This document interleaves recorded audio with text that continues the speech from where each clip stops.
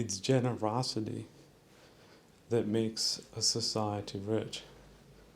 It is not numbers. It's how people are treating themselves and others that matters. And solving problems that are really serious is a really important position, really important contribution to all well-meaning people in all of the world, wherever they may be. Whether they're heading to ruling in sophisticated ways or in primitive ways, they can have a takeaway, which is how to live well and how to value insight in a materialist world. So whether it was intended to or not, it turned into some type of social control mechanism, which had very practical underpinnings that was then leveraged into political toxicity, misdirection, strategic misdirection, leading to tactical misdirection, leading to extermination. That's the way to put it.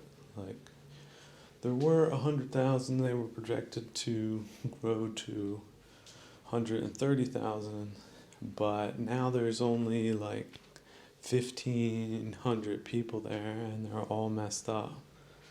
Nothing works.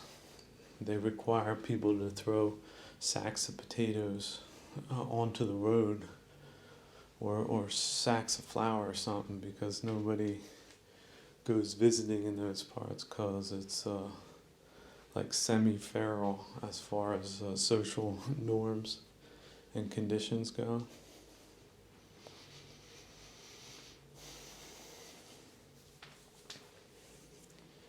So pretty underdeveloped. And then you could ask yourself, well, how did it get that way? And then you could see that certain things have certain chain reactions, especially socially, that if not addressed properly, do lead to a complete extermination.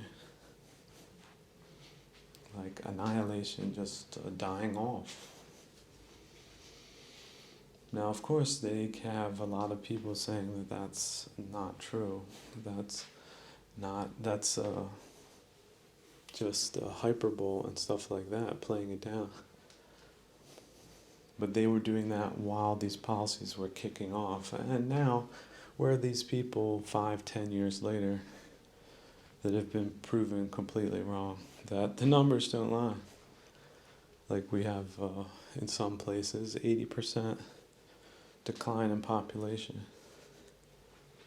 Oh, they all went to the big cities to find big careers. No, they didn't. Look at what the cities are now. How many people doing well in the cities? Like percentage-wise, that would be interesting to see. Because some have suggested only 5%. 95% have not. But that's not just your city, that's the entire world. That's sort of what their system turned out to be, which isn't a good one. So I think strategically stating that fact, which is based on scientific data, and taking all the rancor out of it, just saying, we're going to call this people A and people B and people C and D, because it's a multipolar world, they say. And then we're just going to look, okay, over time, let's just track the numbers. Like a stock. How about that? These materialists, globalists, whatever they want to call themselves, smugglist, bungalist, boondoggalists, centralists. There's a lot of names you could come up for them. But they do have names, and it is pretty easy to connect the dots between managers, management, and product and performance, of course. Why can they see it in the material fields, but they can't see it in the socio-cultural or political fields. Why is there a discrepancy? Because you do need to have both. And the the metaphysical is more important than the physical. Like, why are you producing something? What's the point? What type, is your system sustainable or not? Or who is it sustainable for? And why is it so few people when we already have historical models that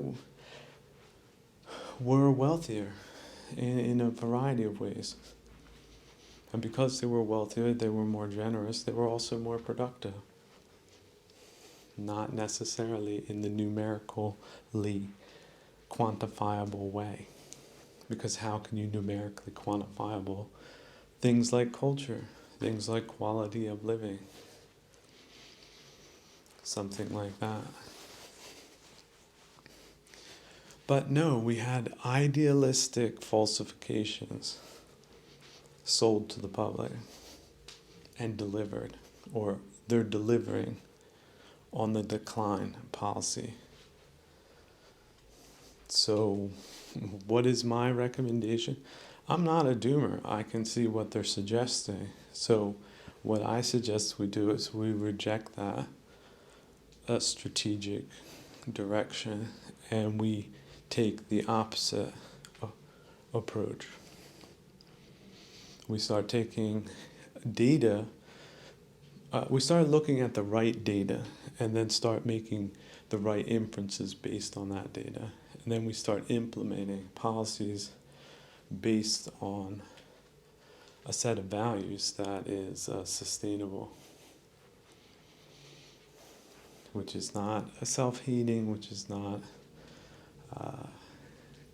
cantankerous, which is not divisive, but is also not overly idealistic, because that's exactly part of their pitch. Like they're like, yeah, we're for all of that, but then that means this, and they redefine the good stuff into the bad stuff.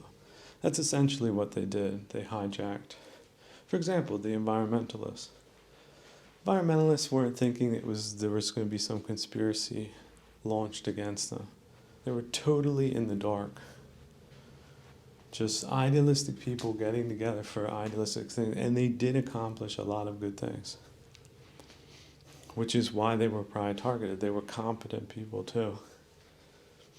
So that they were targeted and disrupted, and you could just imagine the crimes associated with that. Just tremendous crimes.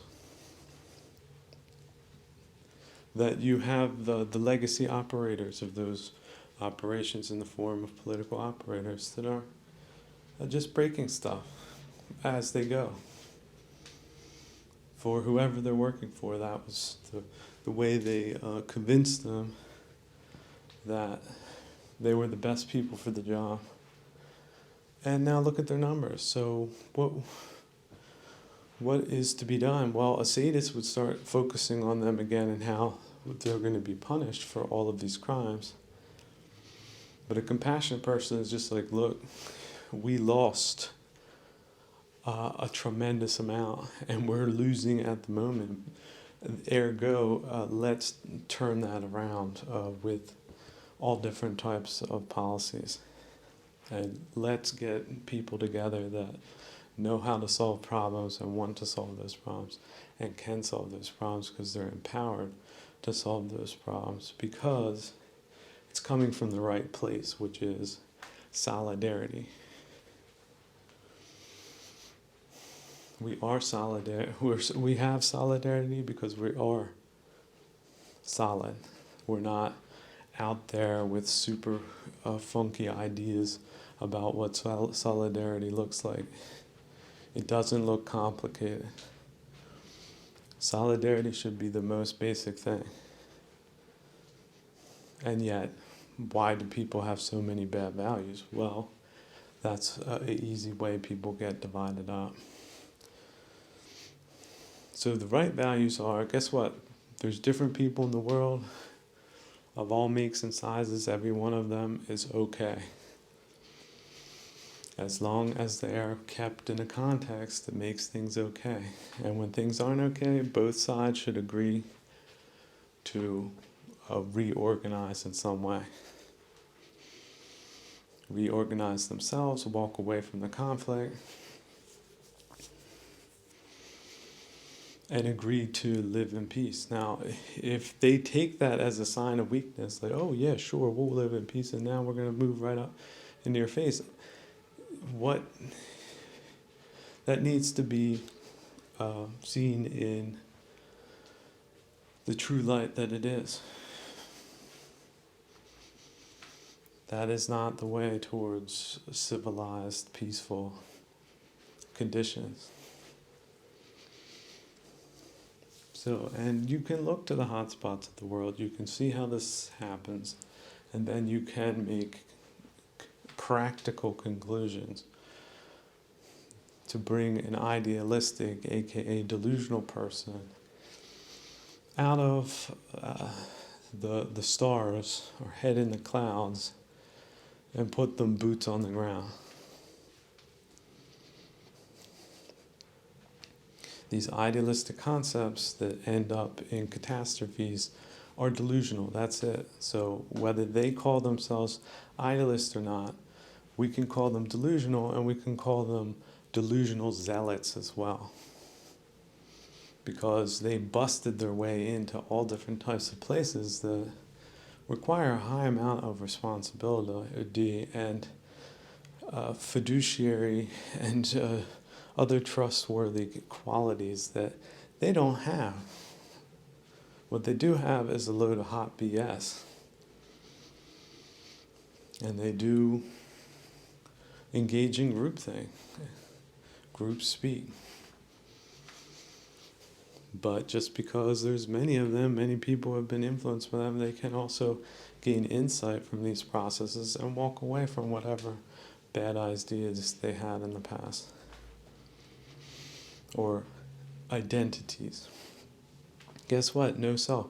No identity. Today you're not the same person you were yesterday, especially if you were a crazy person, or a vindictive person, or a vengeful person, or a greedy person, or a doubtful person, a skeptical person. So smart you can doubt everything. That's not smart. That's the opposite of smart. They've run you straight down a rat hole. But the good news is with insight, that delusion is gone. If you gain that insight, you live that insight, you are not a false self of a false time. You are no self, you're new. People make mistakes. People also change their taste. They might start off listening to Mozart, and by the end of their lives they've moved on to Brahms, because that's just the arc of their preference. And people could introduce them to all different types of music, and they just don't find much favor in it. And so why should anyone force it upon them? That is not a brute.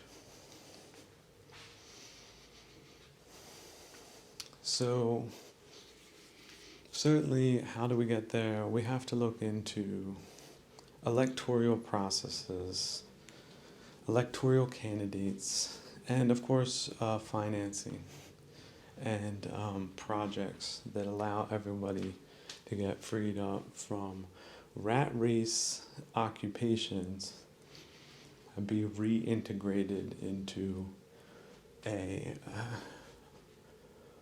much more advanced whole.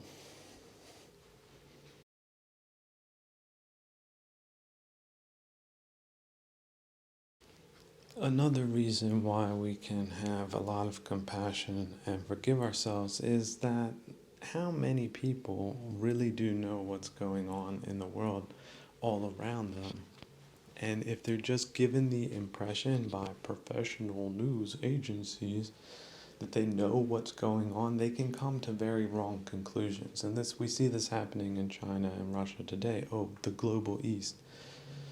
How they misinform their own people about basic history, for example. So how can a system like that be good?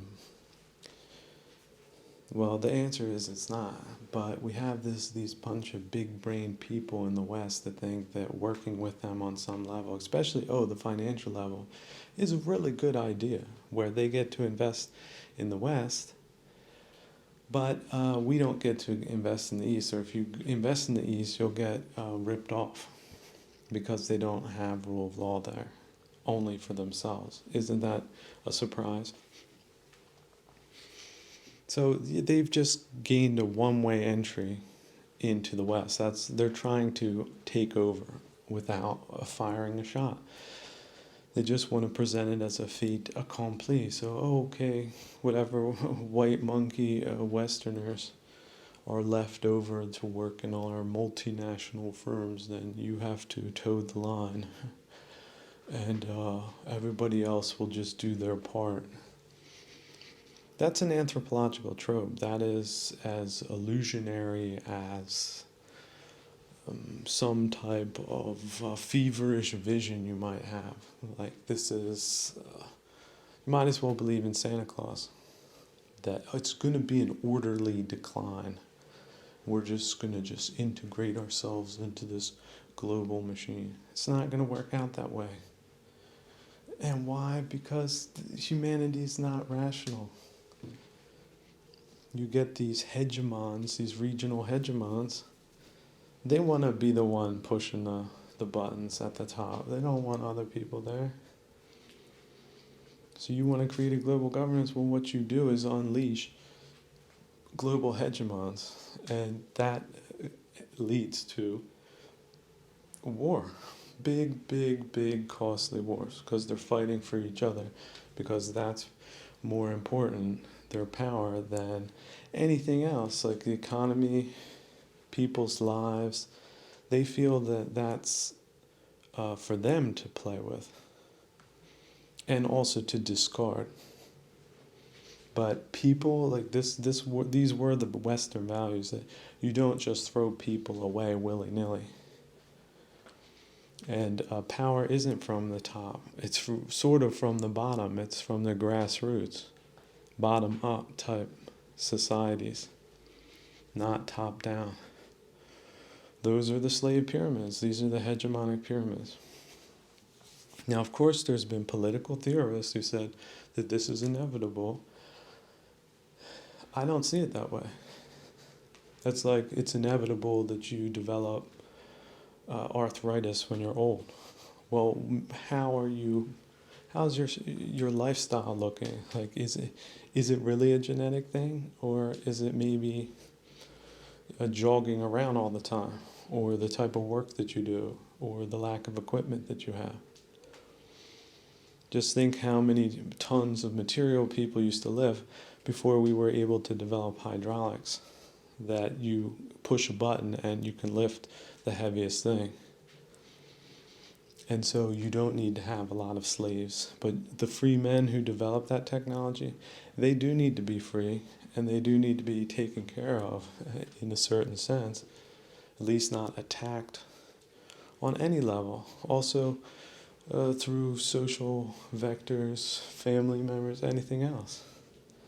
All of that is completely off limits, which means the institutions are off limits to these globalists, and yet they feel they've inherited them because they've paid for them, right? They've paid for them in their political influencing campaigns that have been successful, and therefore they have the right to discard the old culture and ramrod people that don't want anything to do with them into their system, because we got people asleep at the top, people that have moths that have flown into the electric trap set out for them.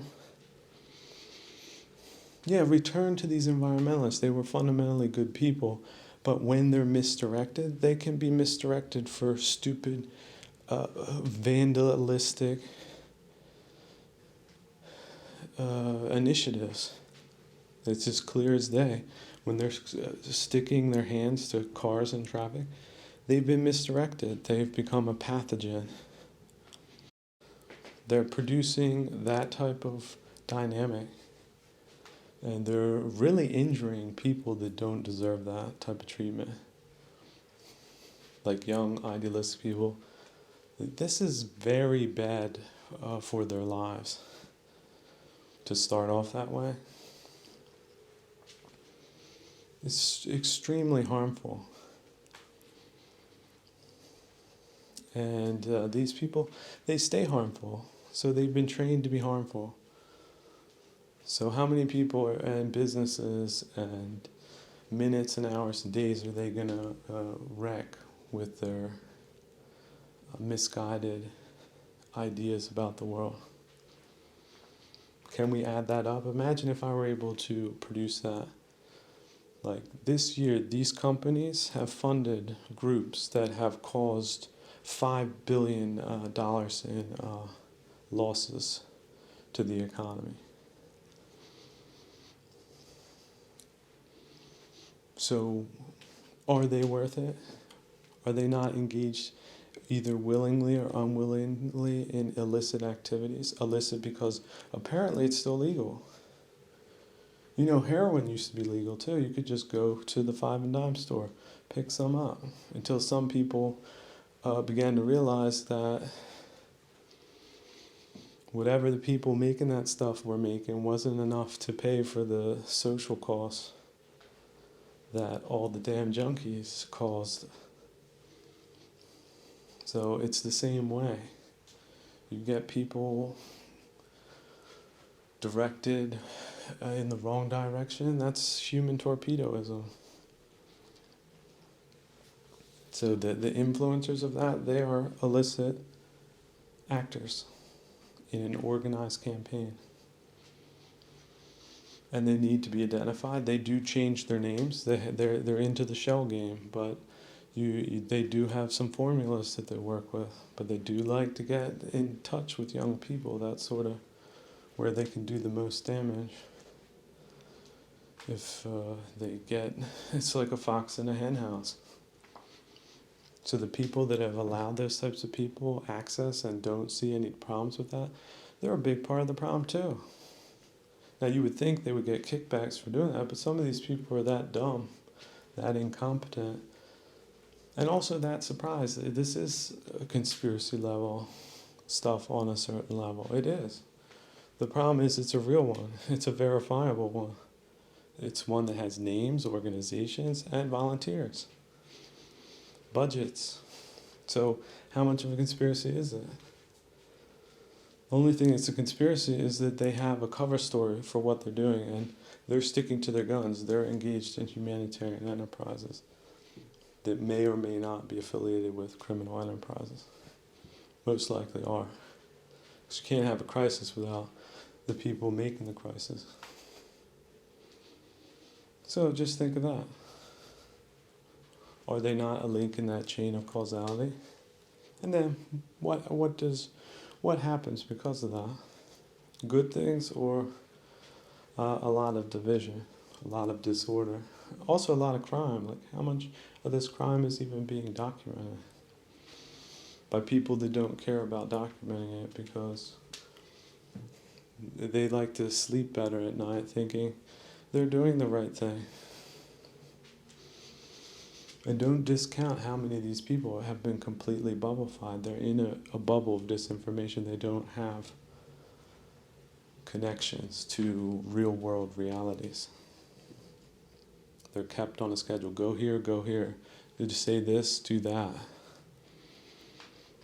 Go up the steps, get something to eat. 15 minutes, you're going to be down here. That's how they run them. We got a TV presentation at 5, and this is the script. You can read it through once. If you have questions, let me know. Like that's how they're running these people.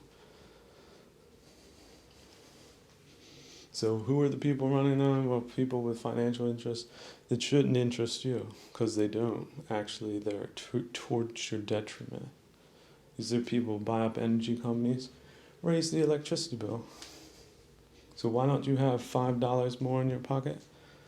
Well, they figured out that racket for themselves. Maybe it's not $5, maybe it's $500. If you need electricity to produce things, your monthly bill as a producer, it could go up $10,000. Just imagine that you're a carpenter, doing a lot of stuff, being underpaid for what you do. Get from month to month, increase $10,000 increase in your electricity bill, but your prices didn't go up. Not yet. They say, oh, pass that on to the customer. Well, that does work, but that means maybe 30% less customers, because they don't got the money, because they're paying too much for the electricity and other things, because other people are trying to do that too. So the whole money supply shrinks. But of course they're going to get paid. If they don't, they'll just cut you off. They don't care. They're producing electricity to beat the band. They got more than enough. If you don't pay, they'll just shut you off. And then the entrepreneur, the carpenter who had a bigger workshop, he gets to go out of business and blame himself for not being a business titan like these other billionaires. They're completely off their rocker. But they like to present themselves as some type of rock and roll lifestyle. They get to do the PR for themselves like that. But the carpenter goes out of business midlife. The community, the world would have had a carpenter that could have done stuff for 40 years in more civilized places. No, he's ruling and dies like 5 years later and blames himself for that happening. All that doesn't factor into these billionaires' shakedown schemes. And they don't care. Do you think the people doing bananas care about the people producing sneakers? Not really. There's a big world out there, so a lot of these changes are imperceptible. They just add up over time, and that's when we start getting into statistical decline. Like the sewage goes up, but every other index goes down. That is a clear indication that we're dealing with these types of horrible management practices that has a political component to them, but not one that should interest you. In fact, it's a red flag that it's in your opposite to your interest. Now people will say, well, this is all too complicated. We can't solve this. Of course we can. The energy gets nationalized, and you get engineers in there and people that are not politically affiliated, no nepotism, and they have a job, they have job security, they're paid well for what they do, but they have a public responsibility to fulfill. So if they don't fulfill it, it's an employee relationship. They get fired. And you can, of course, apply all different types of good management practices. I think it's good to start off with the right principles. And maybe not bend them, but adapt them to the circumstances. So I don't think we should ever stop with just criticizing what we have, which is really, really bad by all genuine estimations, but we can do it differently, and we can do it better, and we can do it without all the people that mess things up.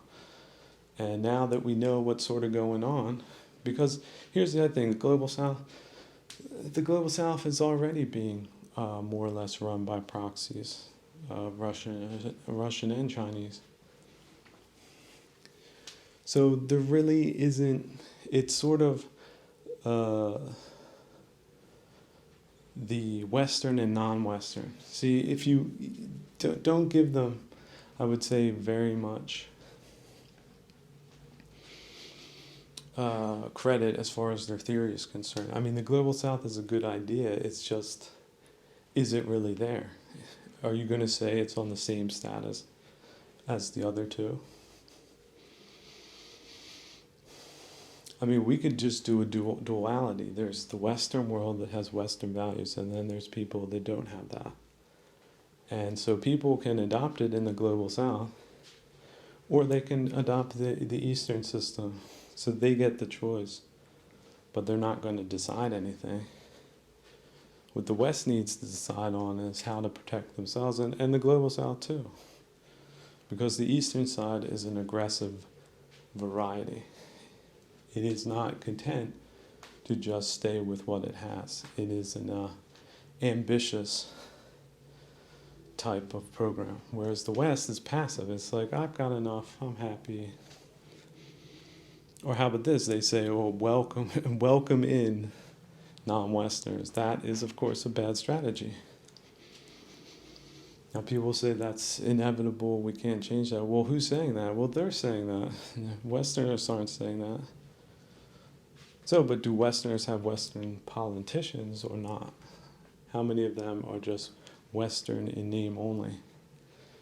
Where they found this mental space where they think of themselves as globalists, so they act as the patsy in the Eastern game. So who's getting played there? They're getting played, but they're playing us. But they're getting paid, and we're getting robbed, type thing. So that's one way of looking at it. You know, there's always going to be opportunists. You say to somebody, yeah, go door to door selling uranium watches, and you'll get paid $100,000. You'd do it. How many people would say no? So they're basically from that class, which is a mix of vaudeville. There's a lot of Hollywood mixed up in it. There's news agencies mixed up in it. And actors, you know, just actors, people that will be a proxy, more or less. Like back in the day, they used to have like proxy presidents. You could just have a company that would be the president. Well, if you could do it with the company, why can't you do it with the country? So that's sort of what they are. That's their class. So, and some of them have ideological reasons. Some of them have monetary. Some of them started off different, but decided to throw in with the others. And some of them just believe the hype. Imagine that. You get somebody, and you see them. They look screwy.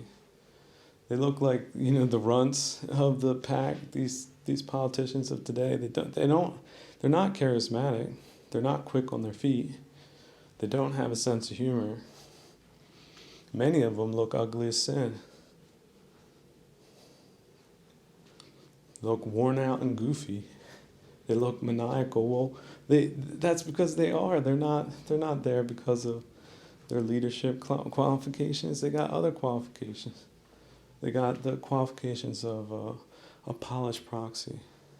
That's what they have. And these polished proxies, they push a substitutionist socio-political economic package or packages. And then, of course, what the enforcers, they're all there waiting for the lawmakers, in air quotes, to solve their executive decision making. So they're just like disabled robots. So the orders don't come. They sit around drinking coffee and getting bottles thrown at them, beat up and ordered around. Sent looking in the wrong places. And the polished proxies, they they have to go to the spa after a television appearance, and sometimes it take a couple days. Who knows what they're doing. There's some minders that know that they shouldn't be overtaxed with important executive decisions like how to protect the country from an irregular invasion, something like that. They don't deal with that problem, Jack. They got a tennis elbow that they're working on. And as far as finances goes, they'll be okay. They got at least security, the 24/7 security that can pick them stuff up at the store if they need it or whatever else. They got instructions what they can and cannot have. I'm just like some type of celebrity.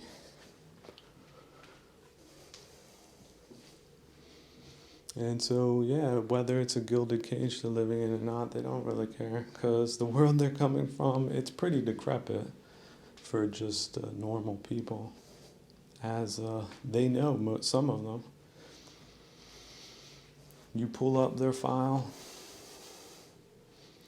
see these runts, where they came from. A lot of them have some sad stories to tell before they became the superstars of problem solving that they present themselves to be.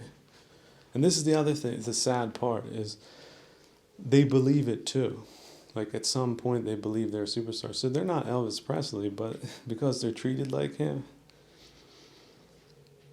because that's part of an act, that's how they're sort of treated. But I guess if they don't say the right things or do the right things, they get berated or roughed up. Who knows?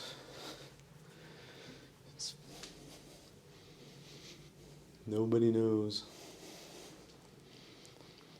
But as far as transparent frauds go, for some people, like for example, just imagine somebody who comes from like theater, someone who hasn't been decapitated with anti-cultural programs, sees their performance and then just thinks to themselves like, wow, what crap.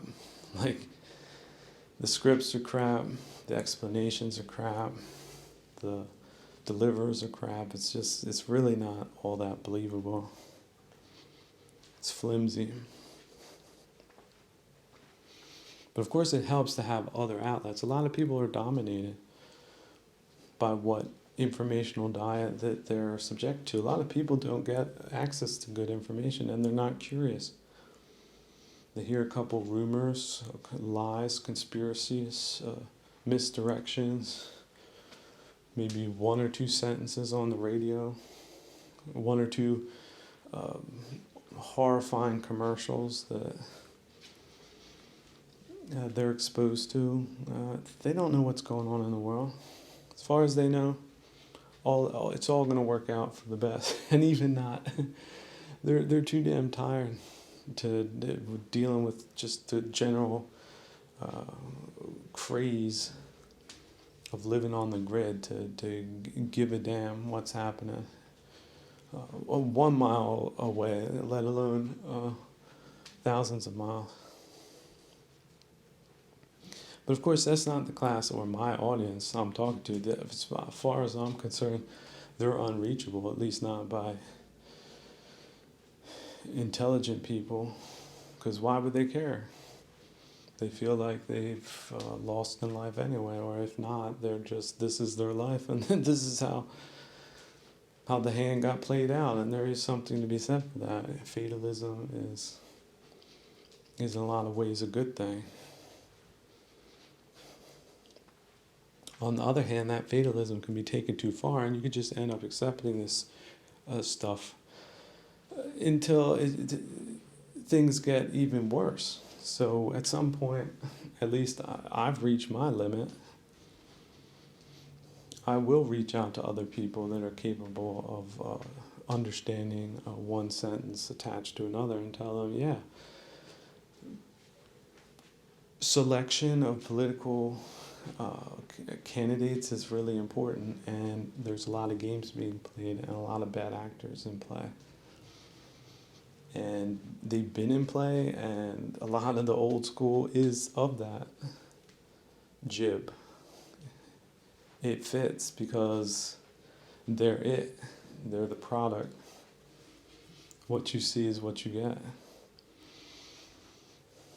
Now, apparently there is something to be said for democracy, because you could form a party and you could make a case for real reform. You can, but you have to realize that this is a dimension of the game. You're going to have people that aren't qualified to be there, that want to be there anyway, or don't have the right values, or therefore, again, just to be in the mix because somebody told them to do that. And those people that told them to do that aren't nice or good people. Somebody comes in like that, just say, look, this isn't cut out for you. That's the way to direct them. And then talk to other people, like, this is how this person came, and then do some comparisons. Talk to them, say, do you think I'm seeing things, or is this too good to be true, type of conversations. And do take them seriously. Do not just let anybody into your social circle, your life, or your activities, anything. And then you also have to realize there's a technical component. That all these big companies that have all this technology, not all of it is good. So, not yet. Till there's better leadership, it could really go the other way. So, you might have to look into low-tech solutions for some time, or at least certified solutions that might not be a reasonable doubt. Well, let's say not be perfect, but at least reasonably less exposed than what a lot of people are today. I mean, when the internet came out, everyone was very out loud. I wouldn't recommend being that. You might have to have a profile somewhere. It should just stay real brief. And all your personal stuff, personal photos, whatever, do not share those with anyone but people that you know, and also with companies that have values that are commensurate with sovereign nations and not global enterprises. Because of course these enterprises that started off first, that they bought up, they had a first mover advantage. A lot of them bought up competition just for the reason of creating a trust or a monopoly on it, and lo and behold, these people turned out to be nefarious. But actually their actions did speak louder than their words. But a lot of them don't have to even make statements. They just have some lawyers write up user agreements that are very nebulous, and then they can do what they want with your data. I wouldn't trust them with that. So yeah, the internet was new. People got into that modus. A lot of people got screwed being naive about all that stuff, and they're still getting screwed. So I think the future needs to change as far as that's regards. But as far as that getting regulated on a higher level, you can hope for that, but whether or not that will come remains unseen. Until then, you need to reduce your exposure. And that includes also looking at things as sensors and TVs or whatever else. They say the TVs themselves basically are bugged. You know, they've got these computers can do anything. You need to figure out, like, there needs to be standardization, what it can and cannot do. There needs to be independent testing on that. And we need simplified designs that don't allow for a lot of tomfoolery. But on the other hand, it might just be what the Amish figured out a long time ago, that you might have to do without that type of technology, period. You might have to go back to some form of useful primitivism that isn't the phone or in its current iteration, or the TV or the monitor. or potentially a computer. Or if a computer, then just a bare bones, fresh install type one that has some type of open source credentials to it. And yet open source itself. You gotta keep up with that stuff. It's pretty fast paced, and there's a bug that's introduced or something that's not necessary or something that's bloated that can throw a project off. It's all different types of vectors that these people have. So, but the less exposure you have, also then you have to also think about these cities run by foreigners. How safe you think you are there and why. Because it might not be true. You could potentially be putting yourself into danger under these conditions. I think that's a reasonable expectation. You're living in a mega city. You're in a dangerous place for more reasons than one. The most frightening of which is political. Like you don't have security. You don't have a political representation. You don't have security. You really don't have rights. You just believe you do. Because we're talking about people that are operating with impunity. And you could call that criminal. I think that's wise, but what criminals can do these days is a lot more than they could in the old days.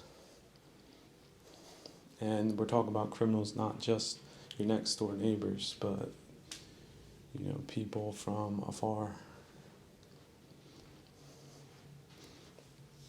Which is another thing. Someone's like, "Oh, you're exaggerating." Well, you've probably already been attacked via your devices. I'm going to say at least 1,000 times since you woke up this morning. You just don't realize it.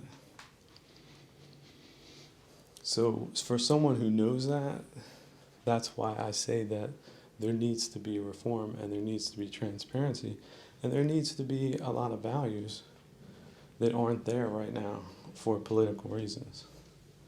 So that's why I say it should change. But until then, I say find some more practical solutions. Start looking into it because it does matter. These people are more or less like radiation. The more exposure you have to them, the less health you'll have. And the more access they can have to mess up your life in some way. It's just like, people that used to be able to sleep out in the woods and not worry about drones. Well, welcome to the 21st century. Now it's not science fiction, it's a possibility. Now, this question whether or not it's probable in your case. What did the Buddha figure out? The Buddha figured out that the best places to be were where other people didn't want to be or were scared to be.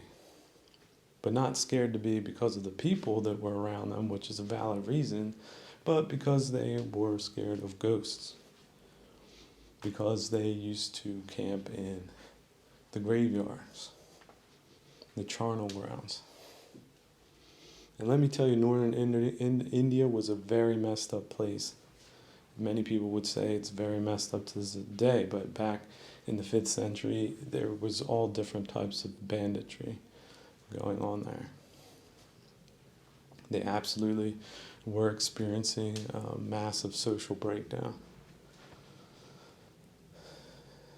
And the whole religion died out because of it eventually, at least on the continent where it was first conceived. So these things aren't trivial. These things, the Buddhists didn't really make it, at least on that continent, but the ones that moved around did, because they made it to Sri Lanka and they made it to Thailand, made it to Vietnam and a couple other places. Some of them say they made it to Alexandria, Therapute, but not all of them did. But again, the practice isn't necessarily about coming out ahead. It is about resilient living.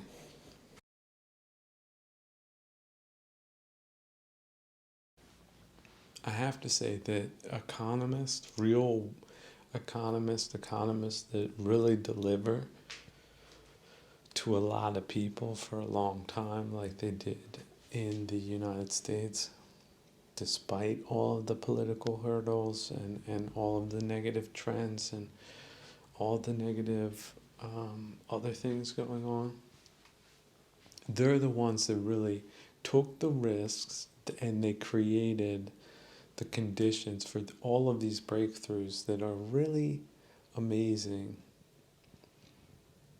if we had the wherewithal to lead it, to guide it into a better direction than, for example, war, which is just a waste of industrial resources.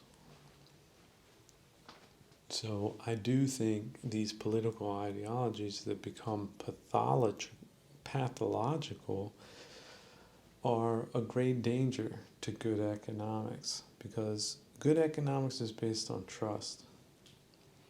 And you can, of course, take people for a ride that are very trusting, but if you don't do that, even if a fraction of the industry, let's say 80% delivers, that these are trustful institutions that are trustingly working for the best interest of the most amount of people, they have achieved. They've overachieved in what they set out to deliver. I mean, some of these really economists, they're not terrorists. They were the ones that allowed us to make all of these breakthroughs.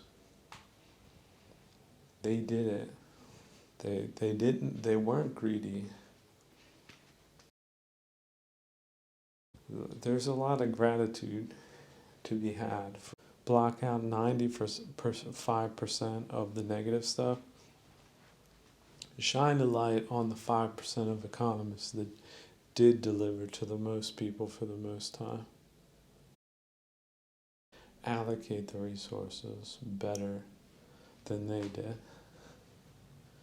And not just be idealistic about it, be concrete about it. The person that pours the concrete needs to get paid.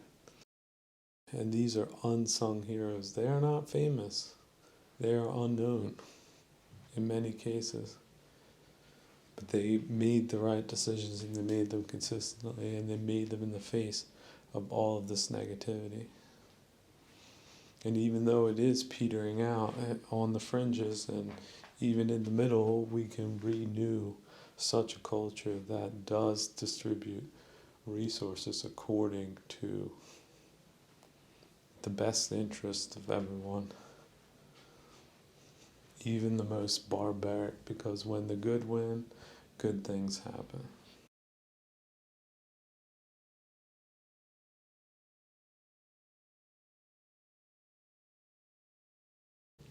Sell the public. Well, look, I'm not about selling the public and not delivering. But selling the public means listening to them first. Where are the problems? Those problems get solved the next day. Just imagine a great restaurant. Somebody's bringing in bad fish. First off, that delivery is not going to be recognized. It doesn't meet the quality standards. And guess what? On the menu, there's going to be no fish that night. That's not good for business, but just selling anything to anyone creates even worse problems. So who would take the fish and sell their customers that? That's what we got in the political sphere. A culture of that, an establishment of that, different interests that bullied their way in and established that. But here's the good news. New management means the fish doesn't get accepted. That's bad. only good fish.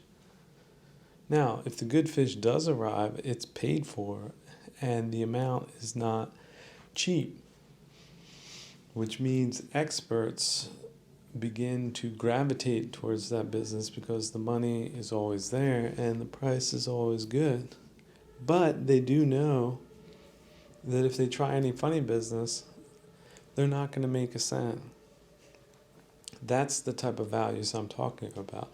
So the UK isn't brilliant at this point. I think there's multiple independent vectors and consultants that would establish that fact. You know what that means? Change out the management entirely and take a completely different tack. So this was a flea bag hotel. We demolished it, we rebuilt it, and now it's under new management and it's not a flea bag hotel at all. You need to know something about taste and quality, and maybe not everyone is allowed to go there for good reason. And so it's a pretty magical environment because it's supported by all the powers of the state and all the goodwill of the people, because they know that their representatives really are representing their best interests. It's not a con. It's legitimate. And of course, who wants a world war? Like, what person, what representative of the people says stand up and say, let's do that? But if there's other crazy people out there in the world willing to do that, it's the responsibility of the representative to tell the people, look, this is what's going on. It's not because I want that to be the case. But we have terrible things happening, and it would be rather irresponsible to misinterpret what that means for everyone else that isn't that way, such as respecting the sovereignty of borders. Why would anyone in the world want to dispute simple facts like that? Just think of all the games they played before that, and that still wasn't enough. They finally had to organize an immense military effort and destroyed the lives of countless people that have completely changed the trajectory of Europe and the world and put it in an exponentially negative direction. You're not enough of a courageous person to recognize that fact and to live consequentially. Well, you're somewhere, you're in some type of disinfo bubble. You need to pop out of that.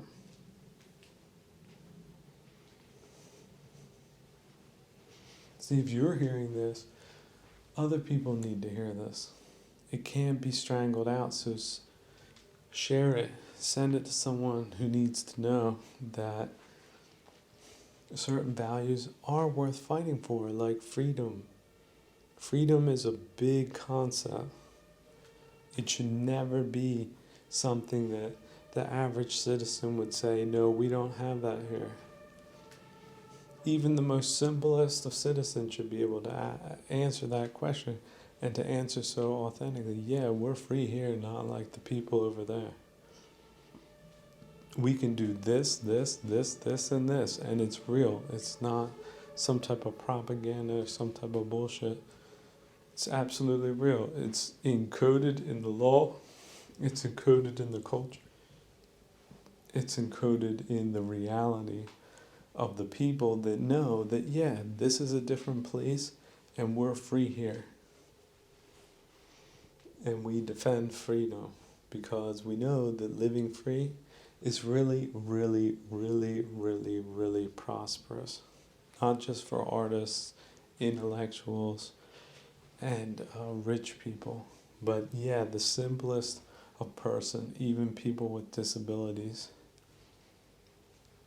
Because people take them seriously, and they don't just promise to do something, they make their lives livable.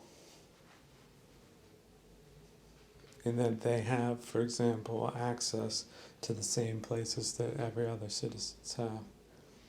And it's because it's a design. It's a commitment to better design. It's not just a frivolous act.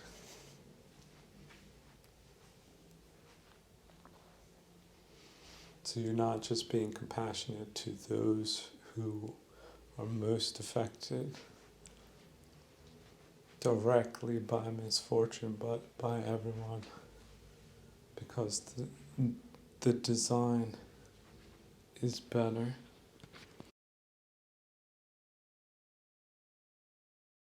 It's a good idea to actually take some distance from what's happening as a scientist and just detachedly look at it and not be personally invested necessarily in an outcome, because it's like a theater performance. You can have institutions that are supposed to put on theater performances and they can just consistently fail for as long a period of time until perhaps new leadership can somehow exert itself, despite there being a tyranny against good culture, for example. So it can happen. It can happen here, it can happen there. You can pour a whole slab of concrete and in 20 years there's little cracks and trees grow up, and in 100 years the dummy that poured the concrete for something that was misguided, that's just an archaeological curiosity later in time. So, but what you have to realize is that people that are always doing things, they're not always doing the right things. But they're always doing things because we have a always doing things culture, because we assume we're doing the sensible thing. But a lot of things that are being done, even in this day, people are working hard at doing dumb things. Like, how much of our economy is just total waste? But because some people have gotten themselves into that part of the business, that's what they do. They don't ask the questions. Except, can you pay for it? And the price. That's sort of it. So on that level, there's obviously no strategy to speak of. And having no strategy is a strategy. It's a bad one. It's why societies can fail and disappear and just be completely transformed into something else. They're just that thing in name only. The thing they manage, they manage into the ground. So, but the thing they manage wasn't the thing that they either bought or got control of or commandeered or co-opted. So, but there are transitional periods also in history, like people just stop writing about places because there's really nothing going on there except a bunch of impunity, a bunch of ugliness and scarcity. Who needs to write about that? Nobody has time to write books. You can't eat a book, as they say, when you're starving. So, but in modern times we experience the opposite. We got a lot of food, but at the same time they demolish the culture. Now again, this is, you're just assuming this is your people doing that, but it was actually fifth columnists, and that's how they were called back in Stalin's day when they were rolling around Spain shooting people willy-nilly. And that's the phenomenon that they deduced during that time, and there was a reaction against it. But it didn't start off on the political level. It started off in the street. And we're talking about basic people just trying to survive, like very close to starvation in many cases. A lot of hard knocks type people.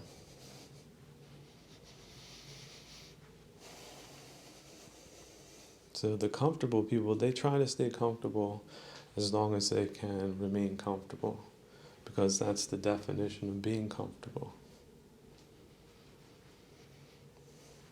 But comfortable people can also allow themselves to be comfortably oblivious to comfortable deceptions. Oh, 1 second, let me call my broker. Hello, oh yes, how much have I made this month?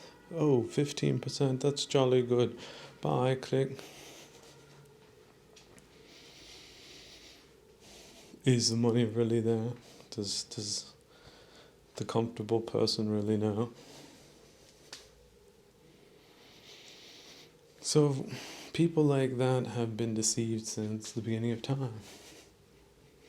And there is a culture of leadership, and it shouldn't be a culture of comfort necessarily as far as strategic and cultural matters are concerned. But of course, the problem is with a class system, you have a class that doesn't feel like that's their concern because they have a misconception of some airs of superiority, because they're the ones telling people to do this and do that, not the other people. And yet, they fail to see that telling them to do dumb things results in very bad outcomes. And perhaps not one that was easily discernible, especially at the time when one instituted such disastrous policies as they have in the Western world. But be that as it may, if things get better, things get worse, things can completely change. You don't have to necessarily see or make a continuity with all of the failed practices that they pitch that are extremely unpopular. That's the memo. Why don't people think Western democracy is good in this day and age? Because it's not delivering on basic cultural issues. It's become an uglification machine, multiplier. It's become Blarneyist. It's become centralized. It's not delivering economically. It's not delivering culturally. What's it supposed to deliver? Oh no, there's bread and circuses. They do have that down. I would say the entertainment, well, I would have said the entertainment more 20 or 30 years ago, but it's still pretty good. But of course, yeah, what does the other system doesn't offer anything better. In fact, it's a lot worse. You have like no leeway for nothing. Certainly more centralized economically. So what is a time like this called? Between a rock and a hard place? Or between a rock and a dumb place? that could be the title of my book, to describe in detail the infamy of the 30 years of bandits. Imagine that, like 1,000 pages, something like that, written in a not sensationalistic style, but not a scientific way either. Something easily relatable, something easily understandable.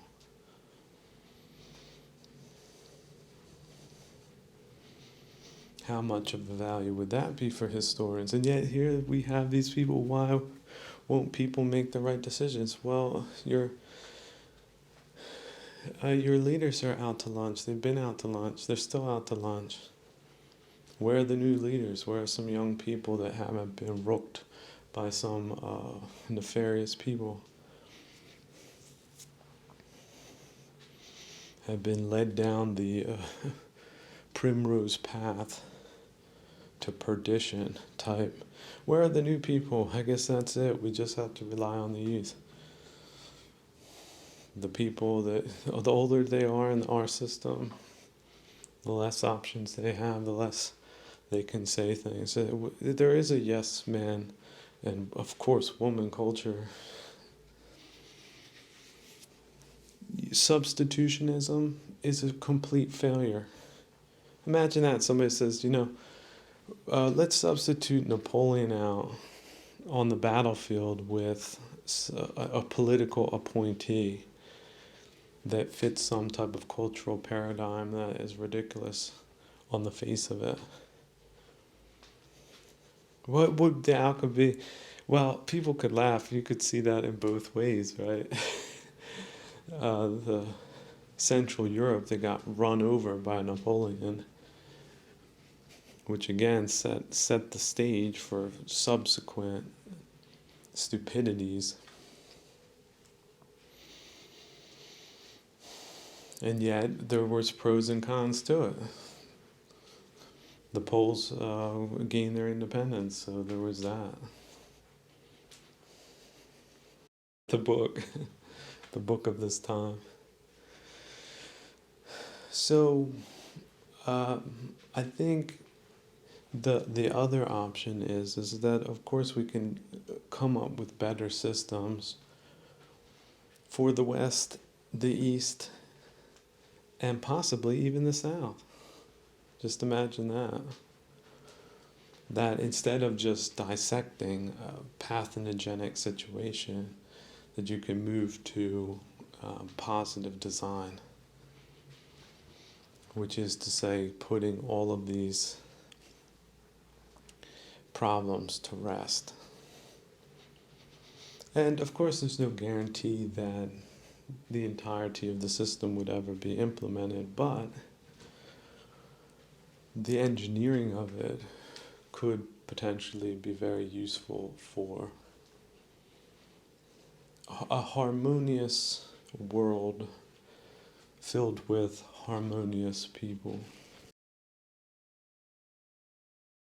So, another neutral and fun perspective to take in these times is it's a time of collapse and a time of destruction.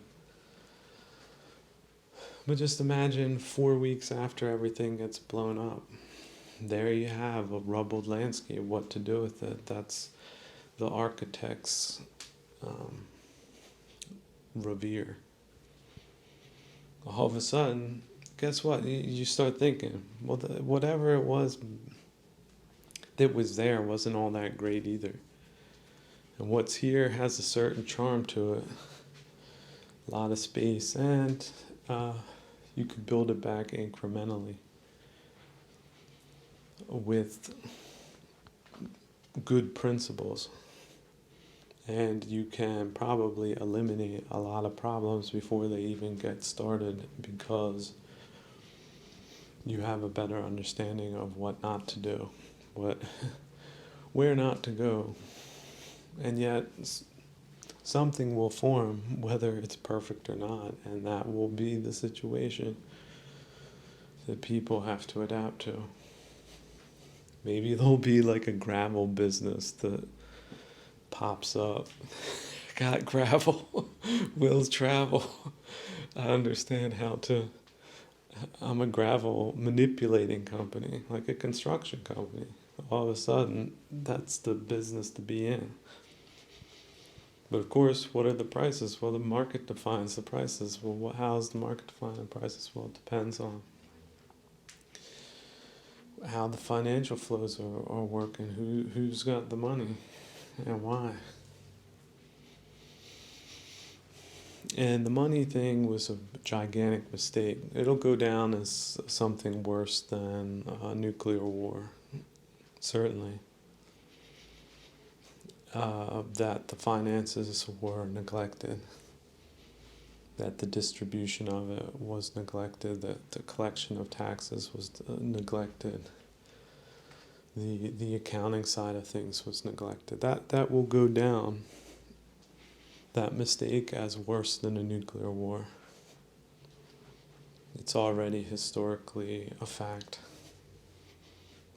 It's just that the statistics aren't politically convenient. But in 50 years' time, something like that, if the data doesn't get erased, you're going to be looking at scientists looking at this time in shock and awe at the destruction that the mismanagement of finances has caused the entire Western world. And of course Global South, yeah, and of course the East as well. So that's a lot of people living pretty miserably. And certainly living shorter and more aggravated lives. Short, aggravating, pointless, misdirected, abused lives. Just the potentiality shut off for social flourishing. But of course not on the individual level. I mean, you can even put people in prison cells, and a lot of these places are more or less prisons, socioeconomic ones. And the individual can still have some type of meaningful life on an individual level. So there's at least that in the worst of times, and that should be used more effectively. Don't just be looking at a TV. You need to look inside and heal yourself of all of the bumps and bruises and accusations and attacks and underminings and everything else that this culture can have in store for you. And that's the other thing. You don't have to see it as just your culture that's attacking you like some third party, although in many cases it has and is. But you can just see that as life, out of controlness, variability, chance, pure luck, pure bad luck. Come back to the fatalist way of looking at it, because it really does help on closure as far as that's concerned, because some people like to stick their hand into that vat of molten lava as if they're responsible for keeping the flow from flowing, and it's just as painful when you take responsibility for things you cannot necessarily prevent or go back in time and prevent happening.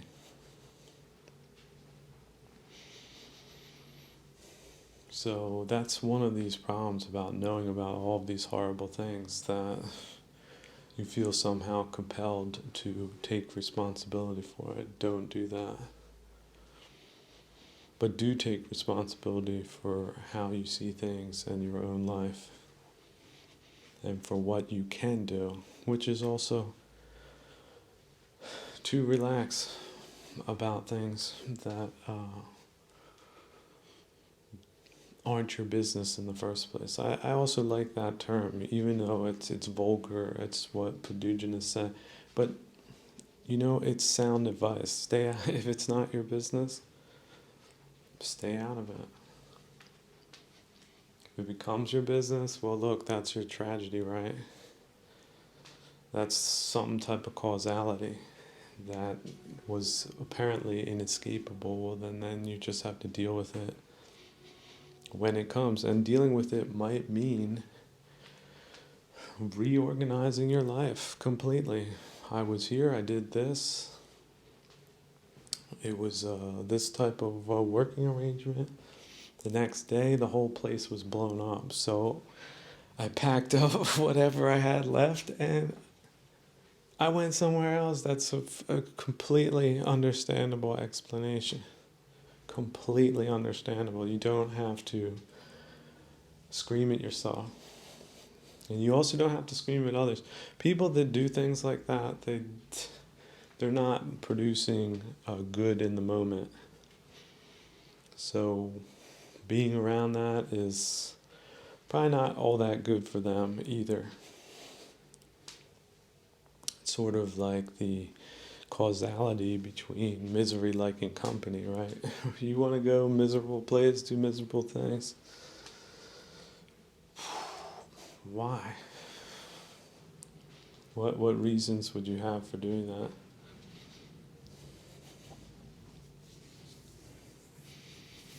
I mean, essentially, on some level, if you want to see it even more neutrally, it's just like landlords fighting over rights. Or, oh yeah, drug gangs. They're about this equivalent on a moral level. Or slavers. We got slavers today. All different types of slavers in the West. All different type of people. They're importing as slaves. How about that? Slavery is alive and well. So, and if you go out there on the street, or you think, you go into these discos or whatever the hell these critters are running, you get shanghaied like they did back in San Francisco back in the day. That's bad luck too. So take care of yourself out there. This is not. We're well beyond the Jetsons and the Brady Bunch out here. So if it makes you feel better, Northern India got screwed up too. And it wasn't just one group. It was a multipolarity, so to speak. If that makes you feel better. For those that might have been there in the 5th century BC, that was a huge bummer. That was really disappointing. And yet at the same time, because they rolled in, they were also willing to roll out. Victory is not just about defense and offense. Sometimes it's about not just tactical retreat, a strategic retreat, a full retreat.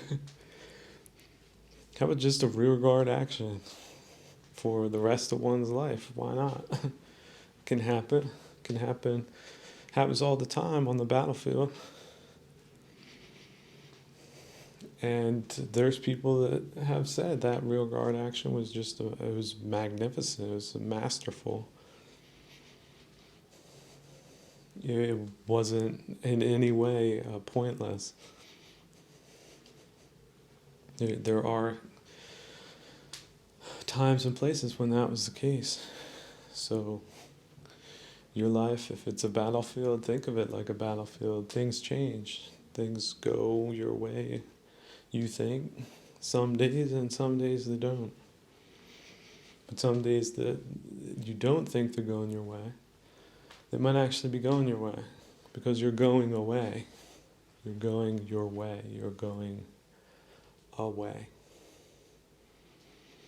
from greed, aggravation, or delusion. I've mentioned the concept of Thatcherism before because that's the con that it came in the UK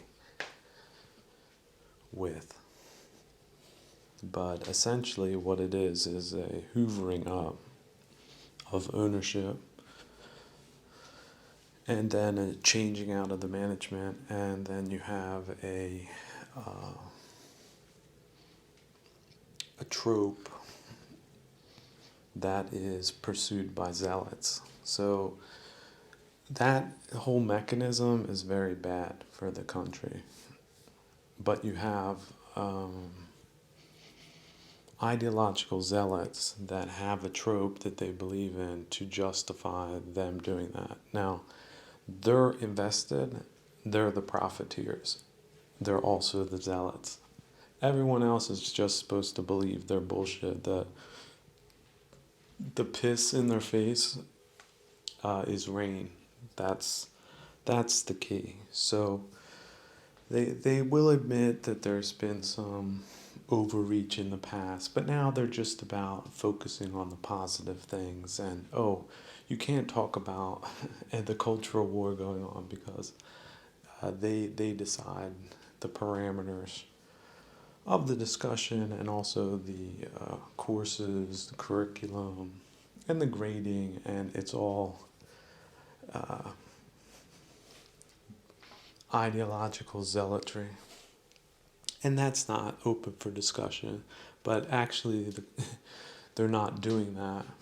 They're just trying to maintain civility, and politeness and sensitivity towards others, because this is the exact modus operandi that they've been doing now for the last 15 years or longer. So it stinks so bad that anybody with 2 brain cells can smell it a mile away. But they're going to continue to pretend like they're not playing a losing game when all the statistics speak against them. Like, not just statistics, like just the feel on the street, feel in the air, zero innovation, tanking prosperity, skyrocketing corruption, foreign influence in a multipolar world. We're just going to kumbaya our way past all that. No, you need to recognize them for what they are. These are the profiteers. These are the people who politicized academia and through one string pulling or another got themselves into a substitutionist position. Because if they weren't there stinking up the institution as part of the toxic blob, then it would have been someone who would have been a lot better suited for the role. And so they don't want to admit that to themselves or to others, and they really can't and maintain any type of credibility. So they're just going to gloss over what they're doing. Now, as far as the churches being completely woked out, look at the Russian model. The Russians did the same thing. They had all their government people. Now, see there, what are you going to call them? Are they also ideological zealots, or are they just leveraged? Let's say they're leveraged. Same thing on the other side. All that wokery that they put in the churches, that's documented, and that's a war crime. Just imagine some foreign occupying regime coming into a country like Azerbaijan or how about Tibet, and debasing the religion there. Did they do that there? Oh, of course they do it there. So they're not leaving the church and the congregation and politics out of the church. No way. No way. So look at them all there. There they are. You can see them. They're really open about astroturf, sociology that's also terroristic as far as not what they say, but the results that it produces are, you could say, akin to terrorism. Imagine that, people going into an institution they think is there for religion, to uphold traditions, and they're pushing this ideological zealotry that is exterminationist. That's a war crime. Absolutely is. But see, we don't have a war, but I guess, no, it's a cultural war crime. There you go. That's how you could describe it. And the people that didn't prevent that happening in certain positions of responsibility, they also get a criminal charge for criminal negligence, and you should be generous with that charge. Minimum 1,000 people could easily get that sentence. Now, life sentence might be too hard, but 15 years, I think that could be a standard. Dereliction of duty, absolutely. Government position during that time. All these people collecting paychecks, eating donuts and drinking coffee while these things just happen.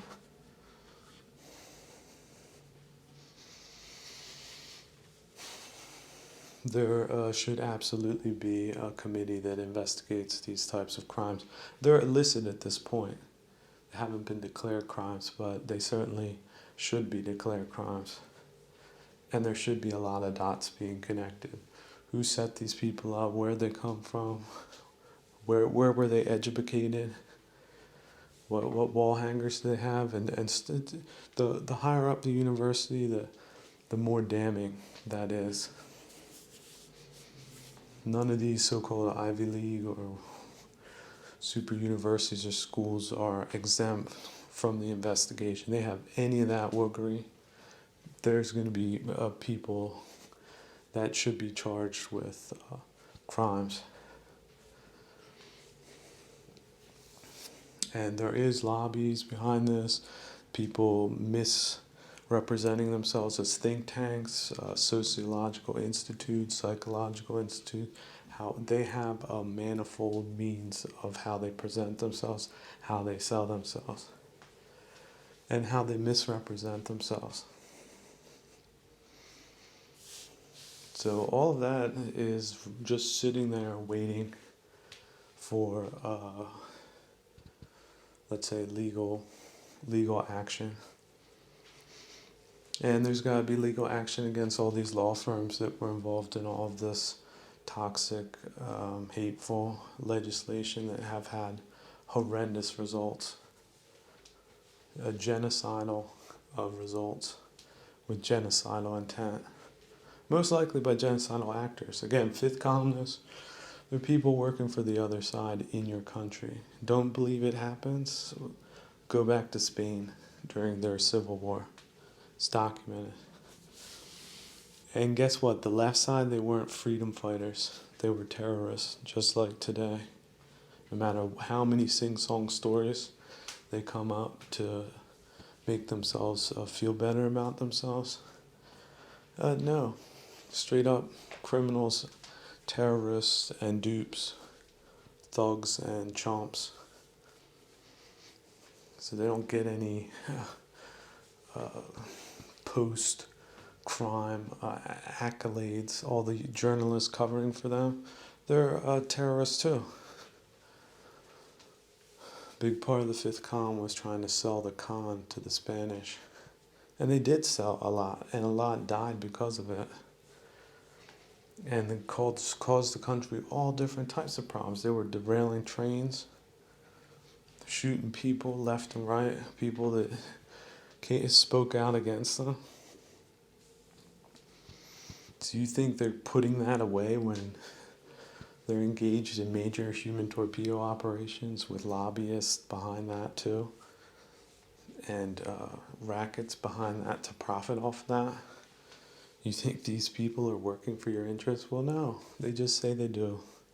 They're big into PR stunts. Like I said, getting out in front ahead of issues to mock them, to get people to connect with them on that issue they want to derail.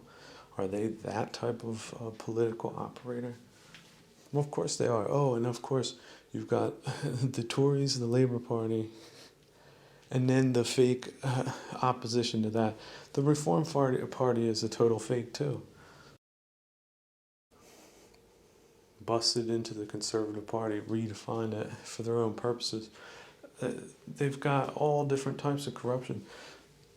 There hasn't been one money laundering investigation in the last 20 years, one conviction, but they're all lawyers. A robot of nothing. would say and do anything type of operator, no opinions of his own. Prosecutor, that's the type. But who's he sitting in his back benches? Because Boris Johnson, he was just the front man. Everybody behind him, it's been total crap. They've got a year to go to the election. They're polling like below 10% approval rating.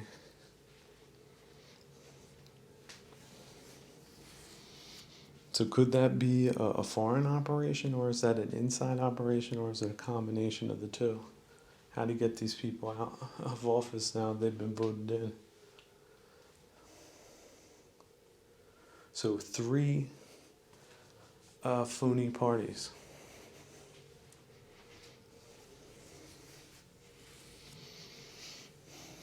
So that's why do they target politics? Well, that's why. You screw things up like that to that extent.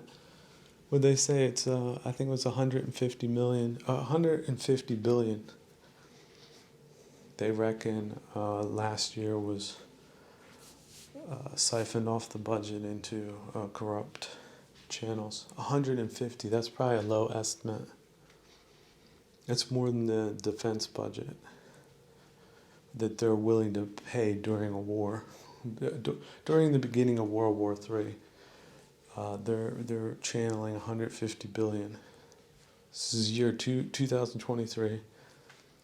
Towards the end, they're channeling 150 billion with a B, into side channels, global channels. The accounting firms, they're big in on it. They're part of these armies of consultants and what have you.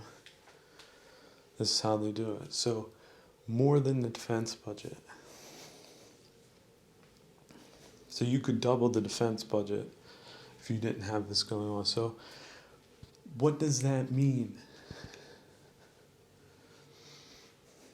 What does that mean? I mean, how dense do you have to be to realize that, yeah, you can have people pretending to be on your side or being for the country and taking it for a ride at the same time? So how about this? That it can happen, has happened in the past, but how about this? There could be a special committee set up to investigate those crimes and not just be a show trial, but to really get them all at once. And it is on both sides on that.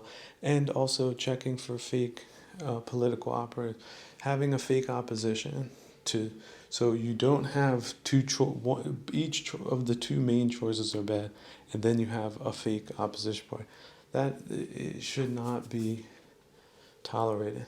That is a complete and utter sabotaging and sinking of the political process. And guess what? That's the decision-making body. That's the brain of the country.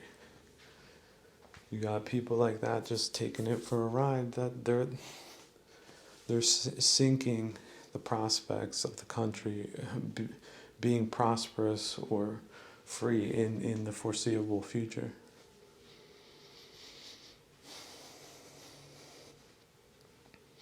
They don't have any Navy dispute. Well, what does that mean? Well, they're an island. They won't have any say about what ships come and go around them. I mean, they might say on paper people aren't allowed to do what they want to do, but they won't have any enforcement. Or if we can see how the fifth column enforces the laws, you can see they have the boats drive directly to the shore and park so people can walk. Undocumented terrorists and irregular forces can, with life preservers, walk directly onto the beach and be marshaled into some type of compounds that they're dunning the government for billions of dollars a year. So is that science fiction? It sure does sound like it, but nope. 2023, the UK before it was made brilliant again.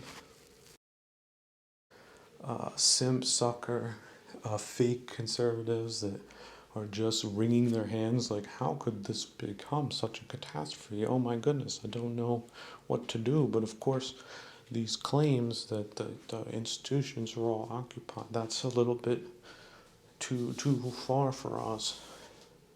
They're the soft pedal. They're the good cop in a straight man routine. They're the sad clowns versus the red clowns. The red clowns just come out, clown you like straight up and down. Then there are the sad clowns, like, well, what can we do? And maybe it's not as bad as everyone thinks. And let's just get back to working together as really divisive and crazy and aggressive haters that they are. But of course, they're always putting the poison frame on people that oppose them. They're really quick on doing that. Just a lot of sophistry, just a lot of rhetorical flourishes, and of course, it's the sad clown routine. Well, why are these issues so unpopular? We just don't know. Opinions aren't changing fast enough with the times. They really need to see the benefit of all the toxicity and dysfunction, stupidity, graft and theft and misrepresentation and lies. Yeah, they're part of the gaslighting side of being a conservative. So they also have very strange morality that isn't really consistent. They have geopolitical affiliations that are quite curious, like they will mix things together that don't belong together necessarily. They're always on the side of, I don't know, people that have more money than they probably should have, because that's a major defect of the British system, was its class system. They essentially took these alienated ignoramuses that were expected to run the country and ran them like the legion straight off a cliff. And yet here they are pontificating on culture and trying to maintain position. I studied at the university for so many years, and yet I'm so oblivious and have luxury beliefs. Yeah, sorry, no, this isn't the place for you to score social points. You look like complete fools.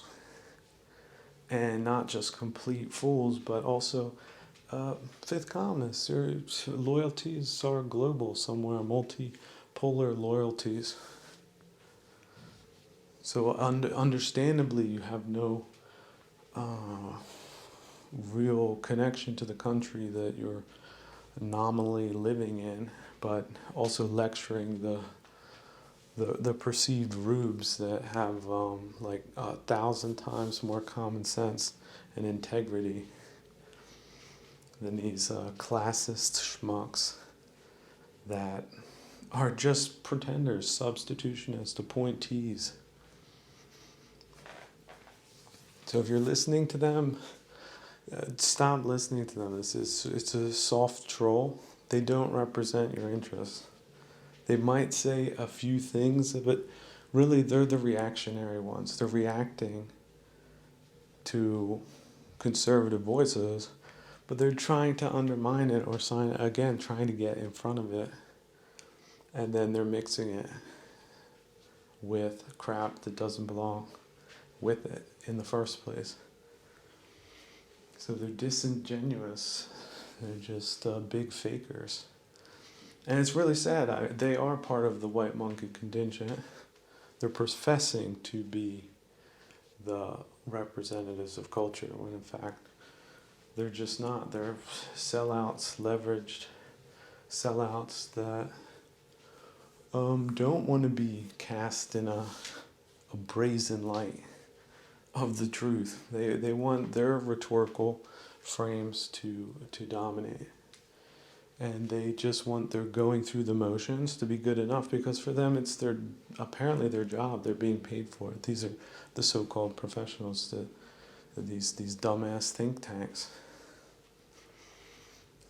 The thing they're trying to do is trying to emulate something that would appear to be authentic, people dealing with the issues, but really they're trying to talk people through them so that they don't do anything and remain demoralized and also misdirected. If they can get you to contact them, well, all of a sudden you've been given a bum steer. It might take you a year to figure that out, maybe 6 months. We don't got any time to lose.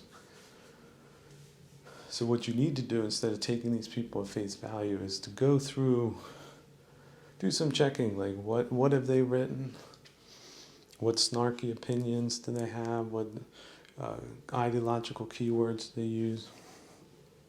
And then what are the crappy faculties or the crappy curriculums and their crappy colleagues that they cover for? What are they talking about? And if it comes up to be one of those, just again, anthropological tropes, they're fifth column. That's it. You can define them. They won't let you define them. They will try to ski out of a judgment like that.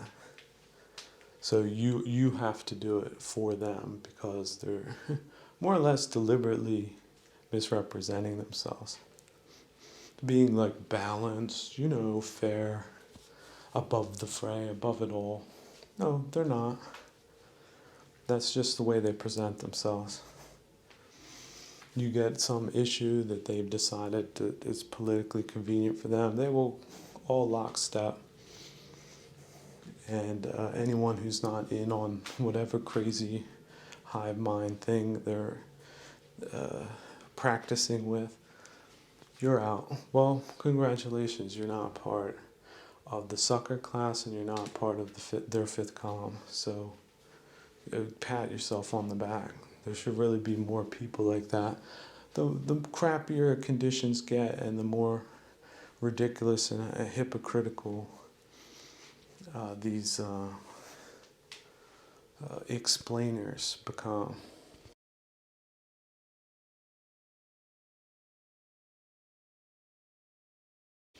Returning to abstraction, the level of abstraction, it's so great because it's so impersonal. It's neutral. Abstraction is neutral. So you can take complex problems that you're personalizing, like, why is this happening to me?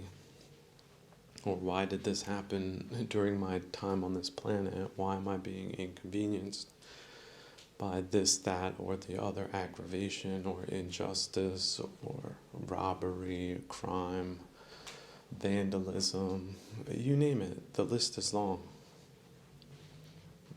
Like, if a farmer from Thailand came to me and we could speak to each other, and he told me, you know what, I'm really angry right now and I'm very disappointed because somebody vandalized a piece of what I believe to be my property. That is a human condition, isn't it? It could be there, it could be anywhere. And of course, the compassionate person, also, let's say, neutral person, it's not your property. You might not even know this farmer until he comes and tells you what's on his mind. Then you can, I wouldn't say empathize, but you can understand that there's a valid reason for a grievance. There's a valid reason to be disappointed. You have the aggrieved party. And it's aggrieved because it was grievous. And the person is now grieving. The person has become a container for grieving. And that's suffering, right? That's agitation, that's irritating. You drink your cup of coffee, then your mind goes right back to the irritating thing. Then somebody comes with a truck that you were supposed to meet, and then you start talking to them, then everything, you do all that, then you go sit down again, and your mind goes right back to the most annoying thing. Maybe it will find a couple of other annoying things to put on top of the most recent annoying things. This is normal, this is ordinary, but it's not skillful. And it is a big producer of suffering. Just think of it like a pipe that's piping in like this acid into your mental space, and it's just flowing. It's not a drip. It's a full-on after a torrential downpour type of drainage, overflow, flow of rage. How about that? Just pure rage, like volcanic rage. Anger that just completely wrecks, devastates your interior space, your sense of neutrality, your sense of buoyancy, lightness, of not being bothered because there's nothing to bother you. The problem is when there's nothing to bother you, your mind can return to things that do bother you. And then you remove your focus on an annoying thing, and then it will move to the next most annoying thing, and on and on. So the trick is to catch yourself doing that, and then to bring the mind back. Even if it's to putting a focus on the breath, going in and out of the nostrils.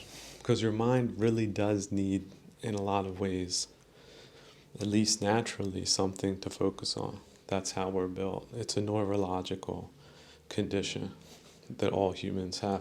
Animals have it. You ever watch animals? There's a noise, their ear goes up. It's like automatic. Something moves, they look real quick. They have all different types of behavioral reactions, and we have them too. We are living beings. We're born, we live, we die. They're born, they live, they die. Same, very similar. We have brains, they have brains. And just because we have big brains doesn't mean we get beyond the human condition. So, okay, the human condition is that it's normal to do that. But you can also get neurotic with it. You can also become compulsive about it. You can also become to depend upon it. How about when people from the city or whatnot go out into the country, the first thing they say is, this is boring. Like there's nothing happening here. Because they've been habituated into very extreme forms of stimulus. So imagine that, somebody who's being electrocuted all the time, like somebody hitting an electric button like a buzzer, bzz, bzz, bzz, all this different, potentially aggravating, but also just in a lot of ways it could be entertaining. It's just like really loud music, you turn it up. Then you go to someplace quiet and it seems like nothing's there. But really that's just a threshold, and it's going to take a while for you to rewire your sensitivity and your ability to self-sustain, to be sustaining as far as getting into a practice where you can focus your mind on something as trivial as the breath going in and out of the nostrils, in order to keep it away from the next most titillating thing. Because that is what builds the discipline, the skill to be able to do that, and you're going to need to do that. Well, you let's not say need to do that, but you are really in the practice of doing that, whether you're aware you're doing it or not. You're either doing it skillfully, which is to say to direct your mind, cultivating your mind skillfully, or you're not. Or you're unaware, like you're really angry but you don't know why. How many people are like that? It's a normal condition, right? Or it's cumulative. It's like 10 things together. Like, you would be a nice person if you didn't have those.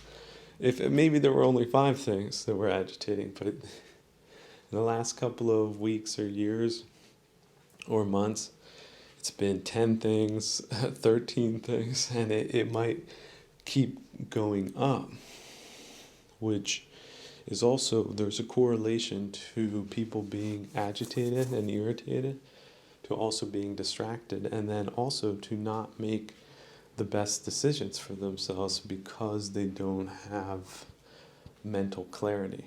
They're in a state of such extreme suffering that their cognitive faculties are very reduced. Very reduced. For example, their patience, you tell them like, hey, I just want to tell you this, they snap. They cannot even let you finish a sentence. They cannot even take a different viewpoint into account. They're possessed by all of that rage. It's like a computer. The processor, 80% is getting burned up on rage. It's a real waste of processing power. And a lot of people don't have a lot of processing power to begin with. Some people were built with a short fuse, as they say.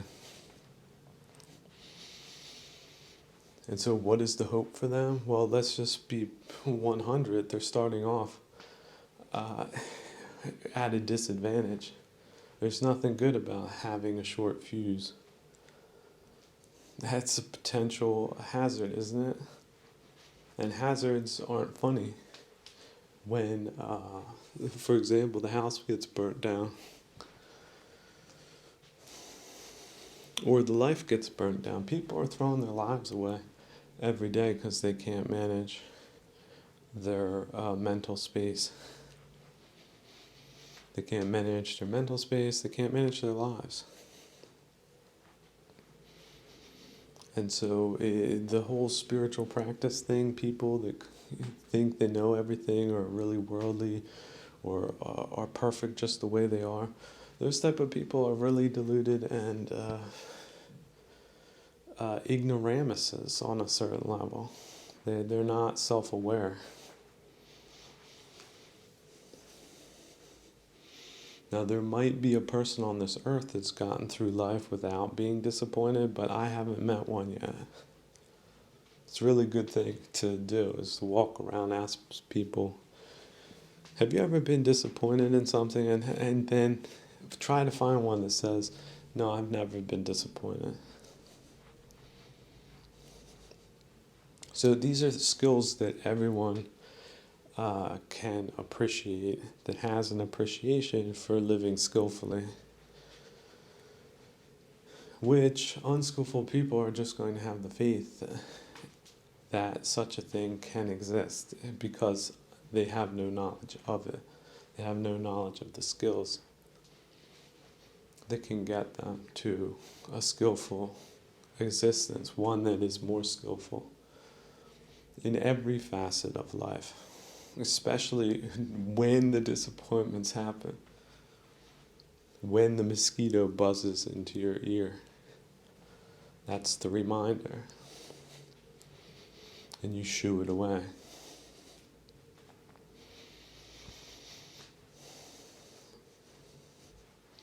What's another reason why I know this life is built to be dissatisfying? Well, how about the facts of old age, sickness, and death? So has anyone not been sick? How many people have not been sick? Was that a good time? Did you make it worse by screaming at yourself, screaming at the world, screaming at the stars, screaming in general, being dissatisfied? The more dissatisfied you were about something that's dissatisfying by nature, how much worse did you make it, and why would you do that when you don't have to see things that way? When you can just change your perspective, changes everything. Just imagine you're sitting in traffic. You have to be somewhere, and you're not going to make the appointment. And then you're really getting worked up about that. The reality that is incongruent with what would have been a perfect world. That you realize that, that somebody, you didn't have the appointment that day. That you were able to take care of it a different way. Or no, they called while you were sitting. Said, hey, I know we were supposed to meet, but unfortunately, for this and this reason, I can't make it. I'm really sorry if I put you in any trouble, but we'll take care of this other way. And then they hang up, and you're just in a state of total relief. The whole day is now open up to you. You've got more than enough time. And so that's a good simile for life. We're close focusing on things that aren't necessarily congruent with the perfect world. But really, we need to give ourselves that phone call and say, hey, hello. You don't have that appointment. So drive where you want. Drive someplace fun, or just park and get out and walk away. You don't need the car anymore. You don't need a return to samsara anymore. You don't need to return to a grid. If you accept the possibility that, for example, maybe there's a lot of people that haven't been living on grids for, let's say, the beginning of time. So if we've been habituated or domesticated into living in grid-like structures, perhaps the task at hand is figuring out some way to live off-grid, or to detach and let yourself fly around and float and move, and maybe reattach where conditions are more favorable or conducive to, for example, good mental and physical health, which is something that should probably be more prioritized than monetary wealth, which is illusory, and it's also very risky. You have it, you're happy. You take it away, you're sad. How about this? Potentially for the rest of your life, people die like that all the time. They die of disappointment. Just imagine the suffering. They put all of their value into monetary value. They got extremely rich, and their greed pushed them over the edge. They placed too many bad bets, and now they're bankrupt, and they feel and are impoverished. How satisfied do you think they are with the choices that they've made in their lives? And yet all those choices they made seemed like the best choices at the time. That's why they made them. It's just there was that little thing called delusion that slipped them up. But again, that's just one simile. There's other ways. I didn't think there was ice on the road, so I drove my normal way. There was ice on the road, there was an accident. What are the chances? Oh, but I'm a really good driver, it shouldn't have happened to me. Well, that's what out of controlness and randomness and time and agitation and ignorance and doubt, you mix all those up, you got a recipe for an extreme amount of dissatisfaction.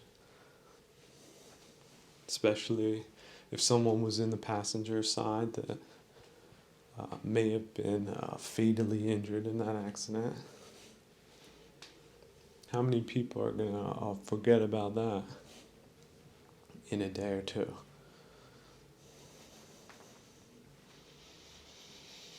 So, but why did these things happen? Well, causality. Take a fatalistic approach in many ways, but on the other hand, if you add the capacity for skill, you can reduce the amount of possibilities you give to time and out of controlness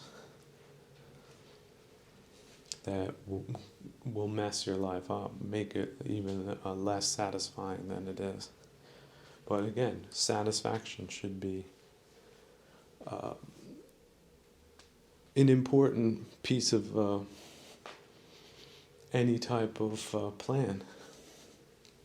If you don't have a satisfactory living arrangement, then that's just not satisfactory, which means you need to apply right effort. But if your conception of living conditions is unsatisfactory based on the realities on the ground, then you have to let those go as well. I would like to be in a very comfortable situation, but because I'm in the desert and the bus got blown up, this is what I got, and so let's try to make it the best one can by, how about breaking out a couple jokes every once in a while, seeing the utter absurdity, the wildness of life, the wildness of change. That one can go from what one believed to be a civilized existence to a barbaric existence, rough living, in the ground type of existence, within a matter of days, really. Matter of days. Sleeping out there in a trench, days on end, months on end. Summer, spring, fall, winter.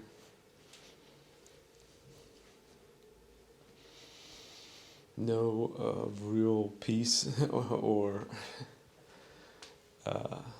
normal conditions to speak of. Well, congratulations, that's back to the jungle, really. Back to the jungle. And the jungle is neutral.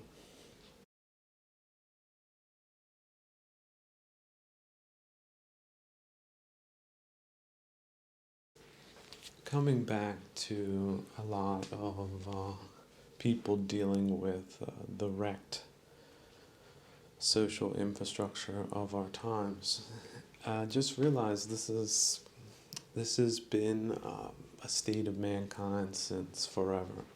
It's really a miracle when a lot of people can work together to make good things happen. It's a miracle. But just like when you want to throw a party with a lot of people in it, there's a lot of people that then get into the party that just end up messing it up. If you don't have the right guests at the outset,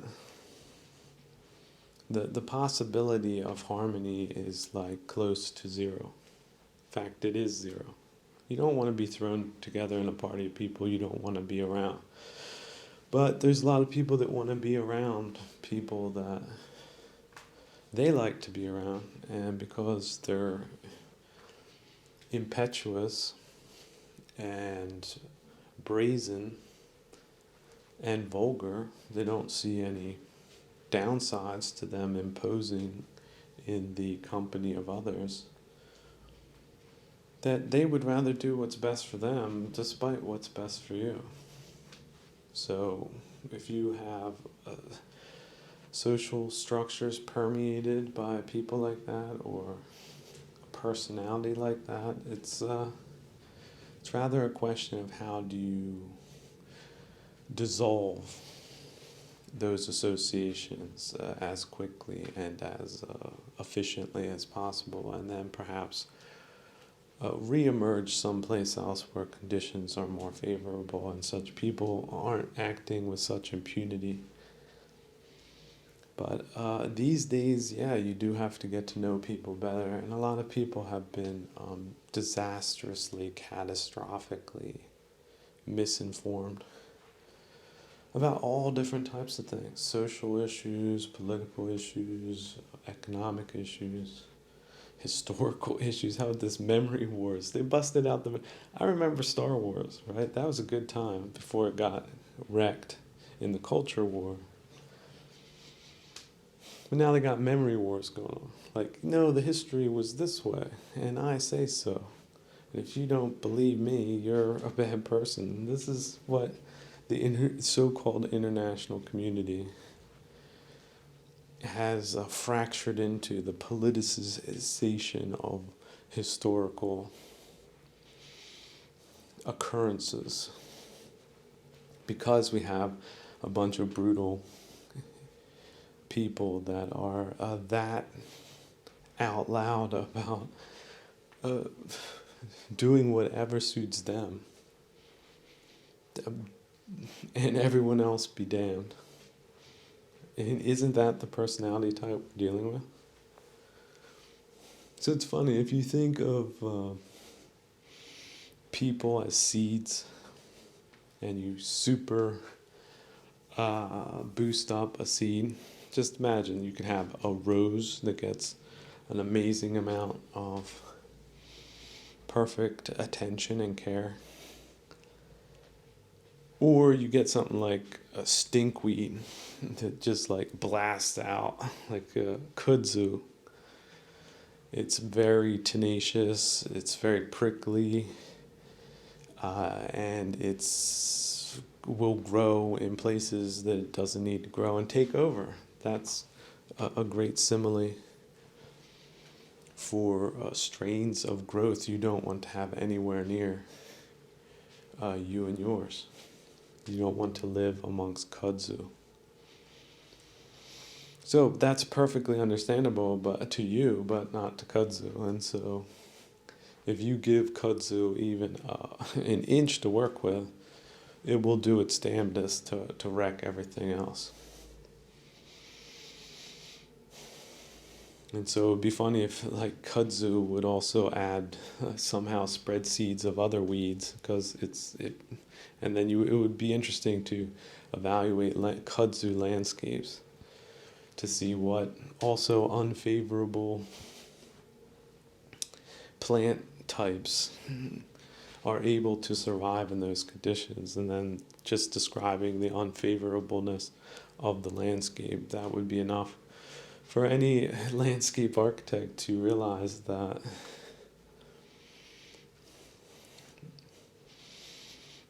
or take that into account in their planning processes. You don't want to have stuff that's prone to kudzu. And kudzu wasn't something that was 100 years ago.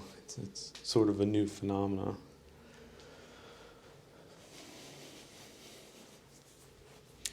So, but yeah, for a lot of plants, and let's just think the complete neutrality of that. A lot of plants, they don't flourish underneath a kudzu canopy. Kudzu canopy takes all the sunlight, all the nutrients, and the stuff below it gets decomposed, gets cut off from the sunlight, gets cut off from socio-economic, political infrastructure that was built for the betterment and protection of its citizens that has now been co-opted.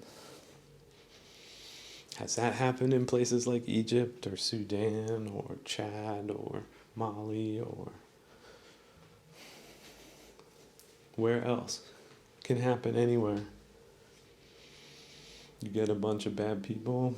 Again, I'm going to surmise that there were criminal rackets that took over the voting and the selecting of candidates for their own personal financial interests, financial and political interests. And these are the people that created a negative selection loop. And with each iteration, it gets worse and worse. And of course, there's less to steal from things that aren't working. And so we have the Soviet Union type of atrophying effect, central planners, so-called, just sucking the life out of the system, zombification, nepotistic, also just people buying in to political positions. Nobody gives a damn, and the people really stuck at the bottom of these types of grids, social, economic, political grids, because they're sort of there. If you're in a settlement with other people, those are environmental factors, and they're either good or they're bad. If they're bad, they're detrimental. They're parasitic, they're vampiristic. If they're good, they give you a boost. You get good healthcare, good dental. You get a good education that doesn't screw you up psychologically or ideologically. Put you on the wrong path with the wrong affinities for the wrong people and the wrong groups for the wrong reasons type thing. So your life doesn't end up being wrong.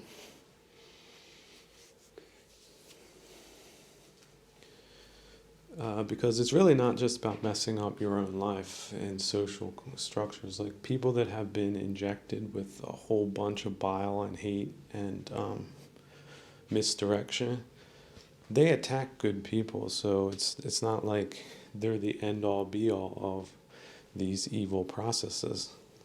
The evil really takes place not just in the lives that these injectors of bile cause, but all the causality that gets spread through the social structures like gangrene,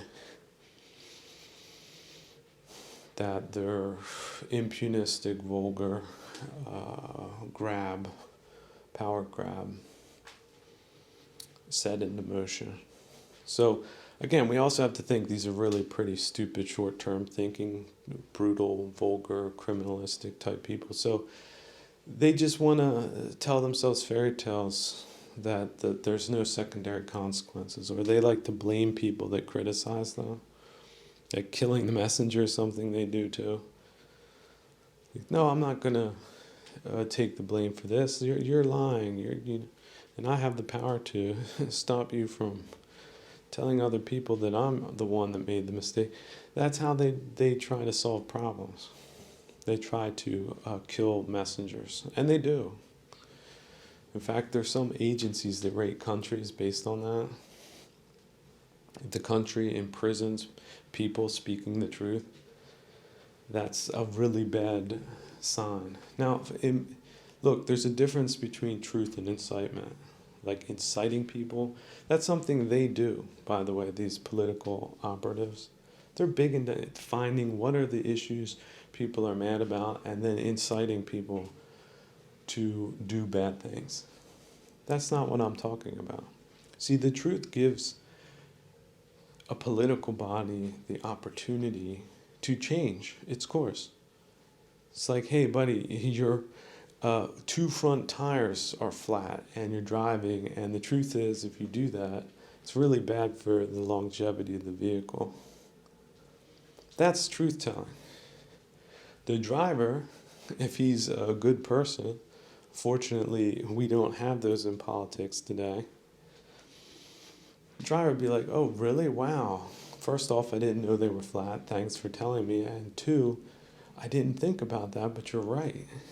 It makes logical sense that driving without tires is really bad for the vehicle and could potentially ruin it, not to mention increase the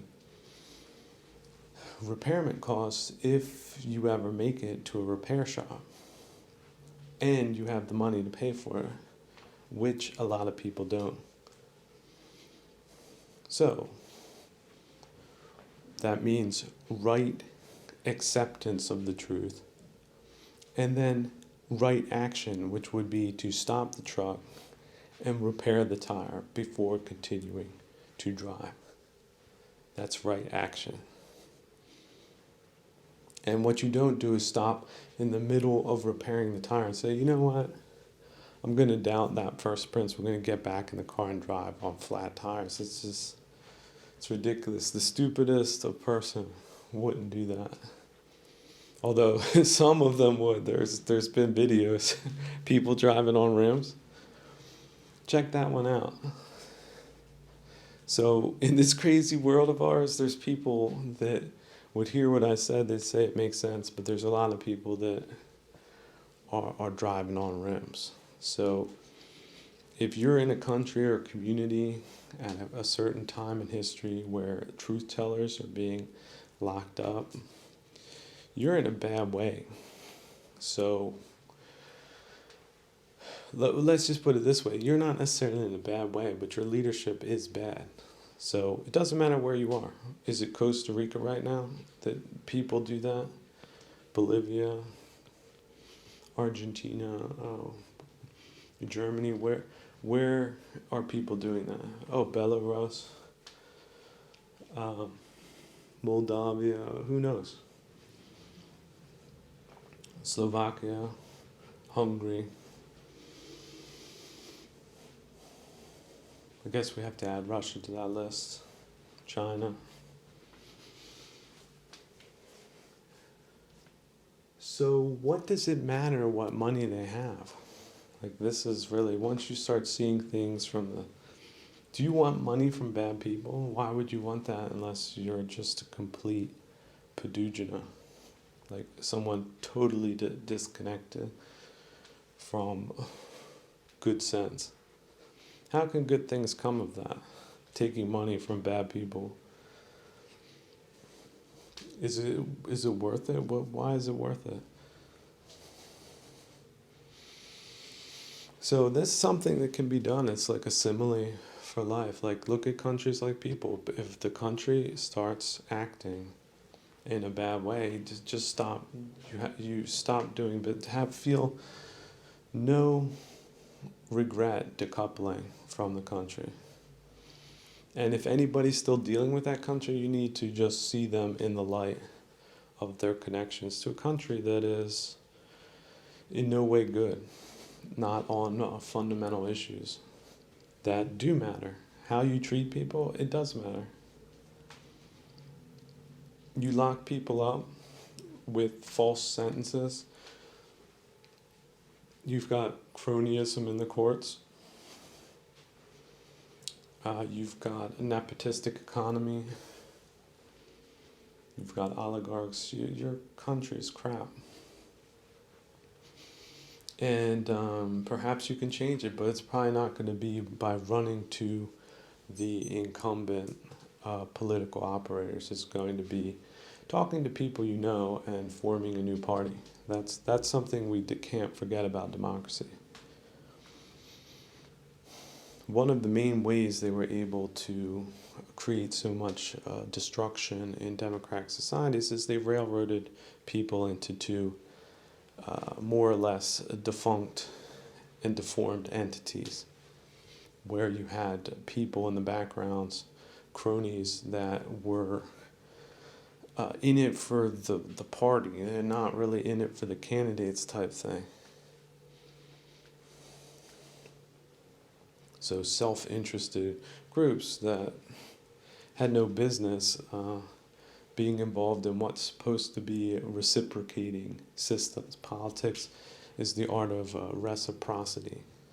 It's about the art of applying resources to the right places and not to the wrong places. It's about making decisions that are most beneficial, most sound, most worthy, most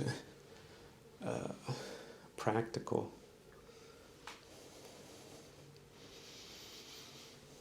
So it's not a vanity game. It's not who's dressing up in what clothes, and who's sleeping with who, and all of that. It has no business being anywhere near decision making. Now, if people mess up their own lives, if people don't know how to control themselves, they need to get out of politics, right? Some people go in for the right reasons, stay for the wrong reasons. That's not the way it should be. You should go in with the right reasons, and you should leave if there's no reason to be there. And if there's nothing to be there, then create something that works, and be advised that these types of operators are going to try to want to butt into something that works. And a lot of them start at the ground floor on everything just because they're governments that are captured. That's one of the ways they stay in power, is by making sure that nothing is really opposed to them, which means having people in the opposition. So, and if you create an opposition, then they're going to want to be a part of it. So you just need to realize that's how things work in a lot of places. Now, I would call that contested places, but there's also places where things aren't that crazy. Okay, even community of 100 or 1,000 or 3,000, then you might not have those types of problems as acutely as is the case in a lot of high populated areas right now, especially in the West. They're trying to get as many substitutionists as they possibly can into positions of political, social, or economic influence. So the incumbents are recognizable, they're part of the problem, therefore they're easily avoidable. As for new people, you gotta take it with a grain of salt. People whose stories don't check out, people who have messed up families, people who are a little bit too enthusiastic or a little bit too slippery, or might have had a drug problem but now are doing okay for themselves type thing, or were in jail or something, got out early on good behavior, who knows what.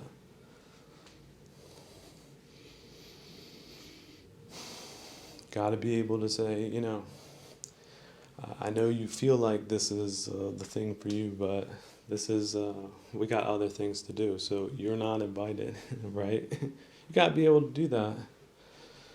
Got to be able to disinvite people, and other people need to be able to accept that. Problem is, though, you get these groups of followers, they all want to follow the leader.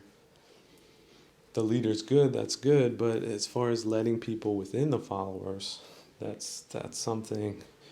Followers can come and go, so you need to have something that allows that process to happen quickly and irrevocably. And here's the thing, if it's a problem, a difference of opinion or whatnot, they can form their own damn group, and they can do it their way.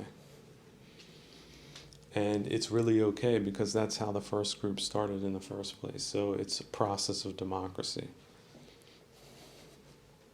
And if the followers get screwed and conned or tricked by rhetoricians and sophists, well, when hasn't that not happened?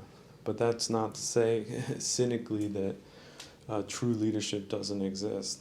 It's a lot better to look at the rare examples of true good leadership than all of the cynical examples that prove the opposite, that make it seem to be so impossible when it's not. It's only impossible because you have greedy, impudent, vulgar, and brutal people that butted their way in to these processes. Now, is that inevitable? Not really. I mean, it's inevitable perhaps that people would try it, but it's not inevitable that any one version of them would stay or stick for any appreciable amount of time.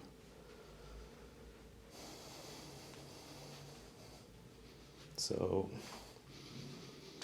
there's that, but you can also walk away from things that are already busted.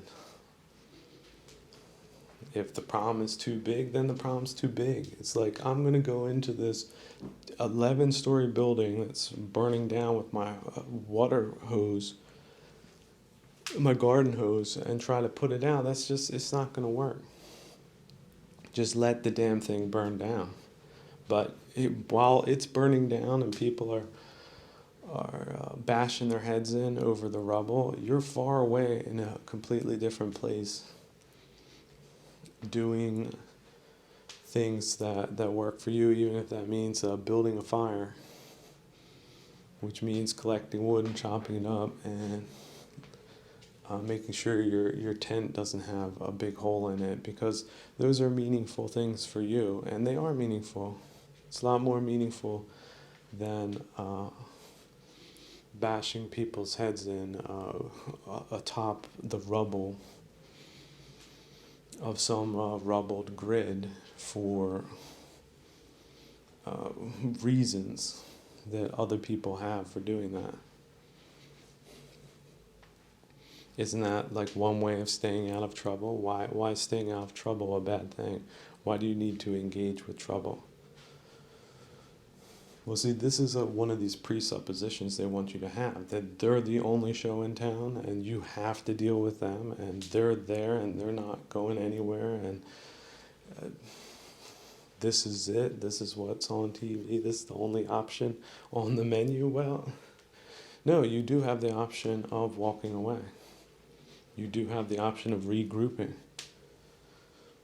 People start withdrawing their consent. There's a lot of different ways you can do that. But of course, they're not going to make it easy for you, and they don't want that to happen because it's bad for their business model, which is not reciprocating on all different types of levels, not just the economic one. Bad culture is a great reason for leaving. This is a culture of vandalism, of toxicity, of inanity, and the list could go on and on. Guess what? Those are all valid reasons. Then on the other hand, you could say, but I make a whole lot of money. I don't know if you're gonna, is it worth it to you? Some people say yes. Some people say no. It's up to them.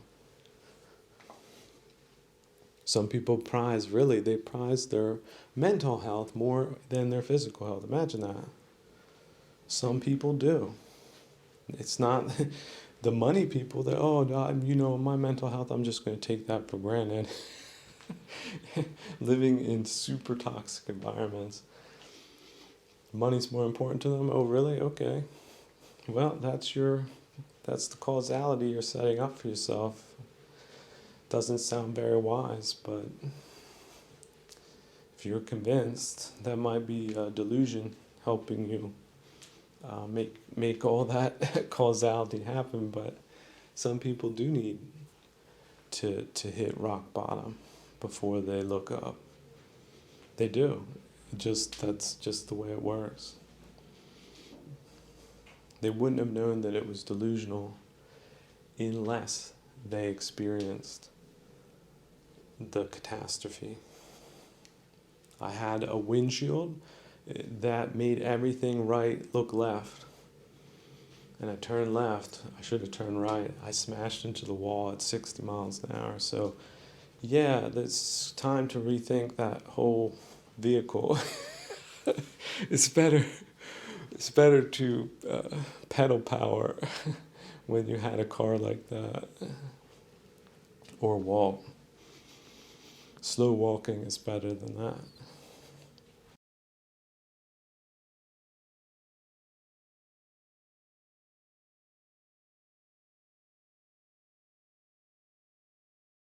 So what does abstraction help you with? Well, abstraction helps you with also completely and utterly disengaging from anyone who, just by being pushed out of a body happens to be your so-called contemporary. No, there is no connection to this time, these people, to the politics, to the culture, to the vandalism, to the violence. There's no connection at all. It's just, this is the crap that got thrown up in the air like a handful of pebbles and glass and nails and tacks and you name it, that is now raining down on all of our heads. Bad people, they shall always be amongst us. Because the supernormal is called the supernormal because it's not normal, because it really does require a whole lot of right effort to get right. A whole lot. And it really doesn't matter how good your practice or you think your practice is, life is going to test you. It's going to come out of nowhere. And you think, yeah, I've defeated so many opponents that can't possibly be one stronger than the next. And then a demon flies down out of nowhere. One you've never seen before. That might have like a long sword with a blue flame. Something like that. And you've got your staff. Now, a staff is a pretty good thing to have if the opponent is without one. But even if they have one, you have a good chance if your skills are good. But against a blue flaming sword, you're at a slight, potentially even fatal disadvantage.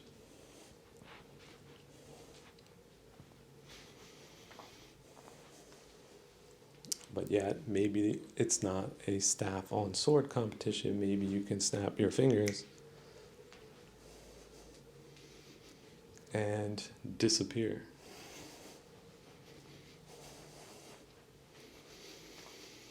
So give yourself options in your practice and